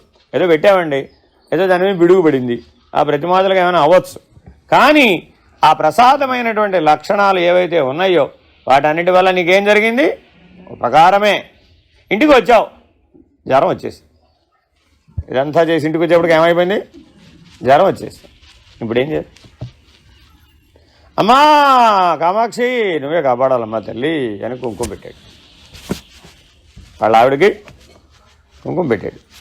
సరేలే, ఇప్పుడు అర్ధరాత్రి అయిపోయింది, రేపు ఉదయం చూద్దాం, తగ్గకపోతే ఈ పూటక అమ్మవారే దయ, అంతా అమ్మ దయ, రేపు పొద్దున్న తగ్గిపోతుందిలే అని పెట్టేసి ఆ కామాక్షి దగ్గర పూజ చేసినప్పుడు ఏదో కొన్ని మాటలు పట్టుకుంటాడు కదా, మంత్రాలు మాటలు. ఓం శ్రీ కామాక్షి నమః, ఓం శ్రీ కామాక్షి నమః, ఓం శ్రీ కామాక్షి. పూజ చేసేటప్పుడు ఏదో నామం చెప్తాడా లేదా? అలా నామాన్ని పట్టుకుని ఇప్పుడు కూడా ఆ రాత్రి అంతా వాళ్ళ ఆవిడకి సపర్యలు చేస్తూ ఓం శ్రీ కామాక్షి నమః, కామాక్షి నమః అంటూ చేశాడు. ఇప్పుడు సేవ ఎవరికి చేశాడు? వాళ్ళ ఆవిడ కదా చేసింది. దేనికోసం చేశాడు? జ్వరం తగ్గాలని. ఎంత అన్యాయం అండి. కానీ ఇప్పుడు కామాక్షికి చేశాడని అనుకోమంటున్నావేంటి? తప్పు కదా. కరెక్టేనా? కరెక్టేనా? నాకు తెలీదు అదంతా. పొద్దున్న లేచేటప్పటికి ఆవిడ జ్వరం తగ్గింది. పొద్దున్న లేచేటప్పటికి జ్వరం తగ్గిపోయింది. ఆశ్చర్యవత్ పశ్యేత్. అమ్మ అసలు అమ్మదయ్య ఇంత అంత అని చెప్పడానికి వీలు గారే. ఏ కష్టమైనా అమ్మ తీర్చేయగలిగింది. అమ్మ దగ్గర నుంచి వాళ్ళు వచ్చిన తర్వాత అమ్మ మమ్మల్ని అలక్ష్యం చేస్తుందంటారా? ఎప్పుడూ అలక్ష్యించదు. అమ్మ దృష్టిలో మేము ఎప్పుడూ ఉంటాం. ఇవన్నీ మరి ఉత్తమ లక్షణాలేగా, సాత్విక లక్షణాలేగా. ఇవన్నీ రావాలంటావా అక్కర్లేదంటావా? కాబట్టి ఒక దృష్టితో చూస్తే అనాత్మే కాదనలా. కానీ ఆత్మజ్ఞానాన్ని పొందడానికి కావలసినటువంటి సాత్విక లక్షణాన్ని ఈ ఈశ్వర పూజ ద్వారా నీవు పొందుతున్నావు కాబట్టి దాన్ని సమర్థించవలసి వస్తుంది. బాగా గుర్తుపెట్టుకోండి, వేదం సరాసరి సమర్థించదు. అదేనండి, ప్రయోజనం రెండు రకాలు. ఒకటేమిటి? యథార్థ ప్రయోజనం. రెండవది అనుషంగిక ప్రయోజనం. ఒకటేమిటండి? యథార్థ ప్రయోజనం. రెండవది అనుషంగిక ప్రయోజనం. అంటే అర్థం ఏంటి? Direct, indirect results are both ways. Direct result, indirect result. అర్థమేనండి? 42 రోజులు ఇక్కడ ఉన్నారు. డైరెక్ట్ రిజల్ట్ ఏంటి? డైరెక్ట్ రిజల్ట్ ఏంటి? అన్నం వండక్కర్లేదు. ఎందుకని అక్కడ రోజు చేయాలి ఆ ఉద్యోగం. ఇక్కడైతే వాడెవడో హాయిగా ఏ టైంకి ఆ టైం వాడు పెడతాడు, టింగ్ టింగ్ టింగ్ బెల్ కొడతాడు, వెళ్ళి తినేసి వస్తాం. అయిపోయినట్టే. కాబట్టి డైరెక్ట్ రిజల్ట్ ఏంటి? అన్నం వండక్కర్లేదు. What is indirect result? What is indirect result? ఉందా లేదా? ప్రశాంతంగా ఉన్నాం. ఇండైరెక్ట్ రిజల్ట్ ఏంటి? ఎక్కడన్నా కావచ్చు, ప్రశాంతంగా ఉన్నావు కదా. బాగుంది, వాతావరణం బాగుంది, వ్యవహారం బాగుంది, ఆశ్రమం బాగుంది, ఆలయం బాగుంది, ఏర్పాట్లు బాగున్నాయి, అంతేనా కదా? ప్రదక్షిణాలు బాగున్నాయి.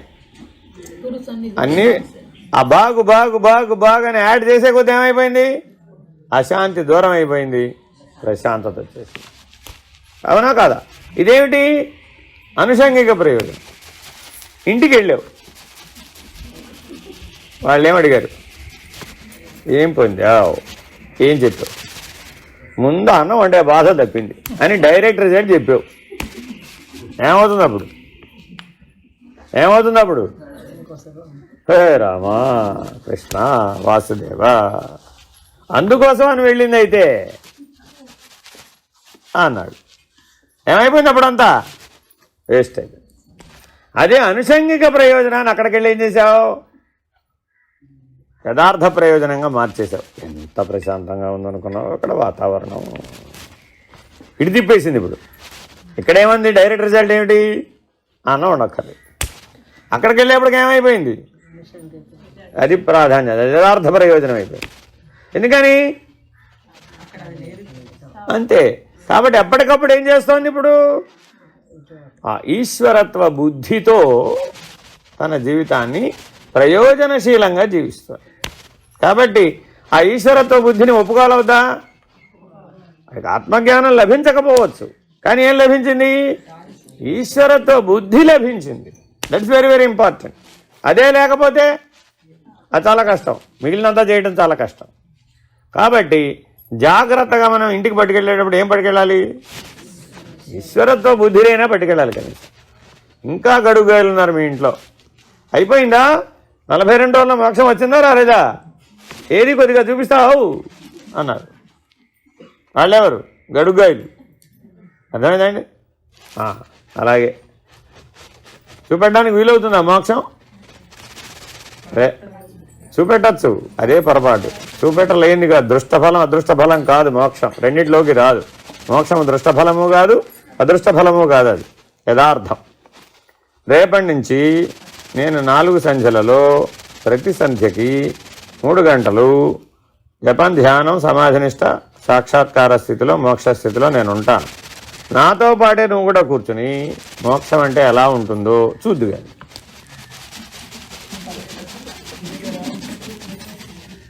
ఆన్సర్ చెప్పలేదా? పొందకపోవడం ఏంటి? అరే నాతో కూర్చో, యూ టూ విల్ సీ. ఇది గురువు గారి పద్ధతి. వచ్చిన శిష్యుడు గారు ఏమన్నాడు? నువ్వేదో చూసేవాడు కదా, నాకు కూడా చూపెట్టు. డెఫినెట్గా చూపిస్తాను, నాతో పాటు కూర్చో, నాలాగా ఉండు, నాలాగా చేయి, నాలాగా జీవించు, నాలాగా అనుభవాన్ని పొందు, నాలాగా నిర్ణయాన్ని పొందు, ఫలమి అన్నాడు. అప్పుడు బ్రహ్మసత్యం అవుతుందా అవదా? అయిపోతుంది అంతే. ఎందుకని ఆ ఈశ్వరత్వ బుద్ధి నుంచి, ఆ అనాత్మ స్థితి నుంచి ఆ జీవనం ద్వారా ఏం చేశాడు? తిప్పేశాడు. ఎలాగా? అక్కడ దాకా వెళ్ళిపోతున్నాను నేను. పర్వాలేదు. ఇంకా అది ఎటులనినా పృథివీ ఒక్కటియే కారణ రూపంబుగా పరిణమించి పర్వత, వృక్ష, ప్రాకార, గోపుర, మంటప, గృహ, కుడ్య, కుశూల, ఘట, శరావాది రూపములుగా తోచుతున్నది. ఒక్క భూమే ఇన్ని రకాలుగా కనబడుతుంది. కొండన్న, బండన్న, మట్టి అన్న, వృక్షమన్న, ఏం చెప్పాలన్నా ఈ పృథివీ ఆధారం. సరే, వానితో కూడుకొనిన ఆకాశము, వానితో ఆకాశం కూడుకుని ఉందా లేదా? కొండలో ఆకాశం, బండలో ఆకాశం, కొండలో ఆకాశం, అణువులో ఆకాశం, మహత్తులో ఆకాశం, సూర్యుడిలో ఆకాశం, హృదయంలో ఆకాశం. ఏం చెప్తే దాంట్లో ఒక ఆకాశం చేరుకుని ఉంది. నువ్వే పెట్టావు అవన్నీ. దానంతా అదే కూడుకుని ఉంది. వాటిని ఏమన్నారు? ఘటాకాశమనియు, మఠాకాశమనియు, వృక్ష వనాకాశమనియు, గోపుర, మంటప, కుడ్య, కుశూలాకాశమనియు ఎటులా తోచుతున్నదో అట్లు కార్యరూపముగా పరిణమించిన అనాత్మ పదార్థముల యందు కూడుకొని ఆత్మయు దేవదత్తుడనియు, యజ్ఞదత్తుడనియు, రాముడనియు, కృష్ణుడనియు అనేకంబులుగా తోచుచున్నాడు. అయిపోయింది. ఇక్కడ దాకా చూసి తర్వాత మళ్ళా చూద్దాం. ఏంటండి ఇప్పుడు ఘటాకాశం ఉందా లేదా? ఘటాకాశం అంటే కొండలో ఆకాశం. ఆకాశం ఫ్రీ. కొండతో పాటు ఆకాశం ఫ్రీ. ఆకాశానికి డబ్బులు కట్టారా మీరు? కొండ కట్టారా? ఆకాశం లేని కొండ ఇవ్వయ్యా నాకు. నేను ఆకాశానికి డబ్బులు ఇవ్వలేదు కాబట్టి నేను ఆకాశం తీసుకోను. ఆకాశం లేని కొండ ఇవ్వ నాకు. ఎవరైనా ఇవ్వగలరా? ఆకాశం లేని కొండ ఇవ్వగలరా? ఇవ్వలేరుగా. అర్థమైందా? సరే, ఆకాశం లేని ఇల్లు, ఇల్లు కొనుక్కోరావుదా? నాకు ఇల్లు కావాలి, ఆకాశం అక్కర్లేదు. ఆకాశం లేని ఇల్లు మఠాకాశం. ఏంటంటే అది మఠాకాశం. మరి ఆకాశం లేకుండా ఈ సృష్టిలో ఏ వస్తుజాలమును కూడా ఎవరు కూడా సృష్టించజాలరు, ఎవ్వను జాలరు. అర్థమైందండి? మీరేదో ధేను దానం చేశారండి, అంటే ఆవును దానం చేశారు. ఆకాశం లేని ఆవునివ్వండి, ఇవ్వగలరు ఎవరైనా? అలా ఎలా ఇస్తాం? అది కుదరదు. సరే పోనీ మీ ఇంటికి వచ్చిన వాళ్ళందరికీ కూడా అదేమిటది అర్క వినాయకుడు ఇచ్చారు. ఏమిటండి అది? అంటే ఏమిటి? అబ్బా పర్వాబా పదార్థ జ్ఞాన బాగా. అర్క వినాయకుడిని ఇచ్చారు. ఆకాశం లేని వినాయకుడిని ఇవ్వండి చూద్దాం. అదే సాలిడే కాదు, లోపలేం ఖాళీ లేదుగా. ఇక్కడ ఈశ్వరుడు ఉన్నాడా లేదా? ఆకాశం లేని ఈశ్వరుడిని ఇవ్వండి. ఖాళీ ఏం లేదు కదా. ఆ మొదటి రెండింటిలో ఏం చెప్పాము? ఖాళీ ఉంది అక్కడ. మూడో ఉపమానానికి వచ్చేప్పటికి ఏమైపోయింది?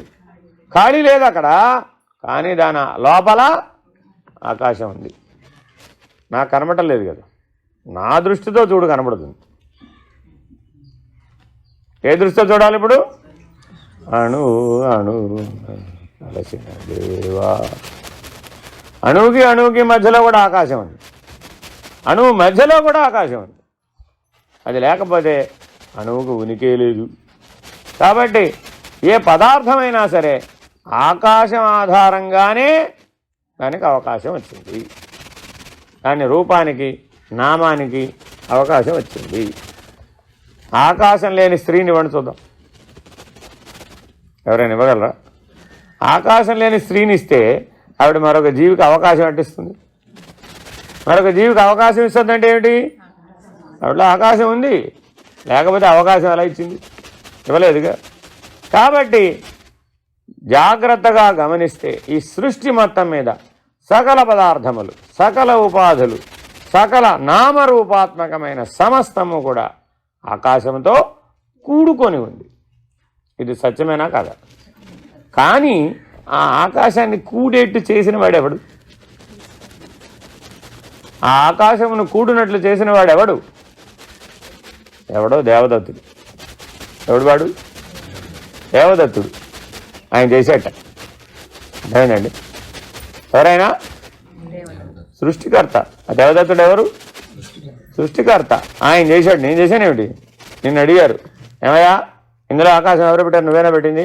నాకు తెలియదు బాబోయ్, నేనేం పెట్టలేదు. మరి ఎవరు పెట్టారు? ఆయన ఎవరో ఉన్నట్టు అక్కడ, దేవదత్తుడు. ఆయన పెట్టాడు. ఎవరా దేవదత్తుడు? ఆయన పేరే యజ్ఞదత్తుడు అని కూడా అంటారట. మరి నాకు తెలియదు. ఆయన చేసేట. మరి ఇప్పుడు ఎవరిని అడగాలి?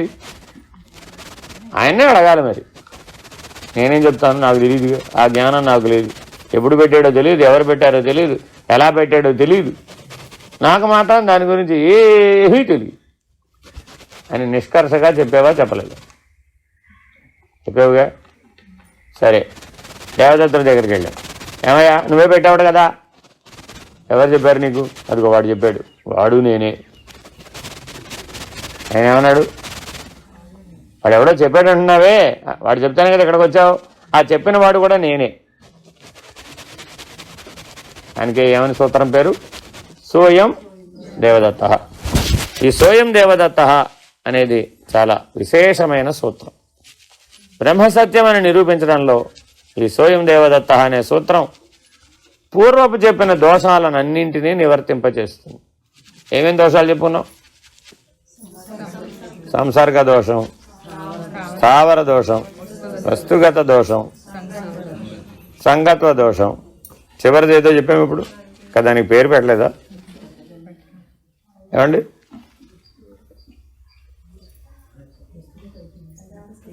అనాత్మనే ఆత్మ అనుకోవడం, బుద్ధిగత దోషం.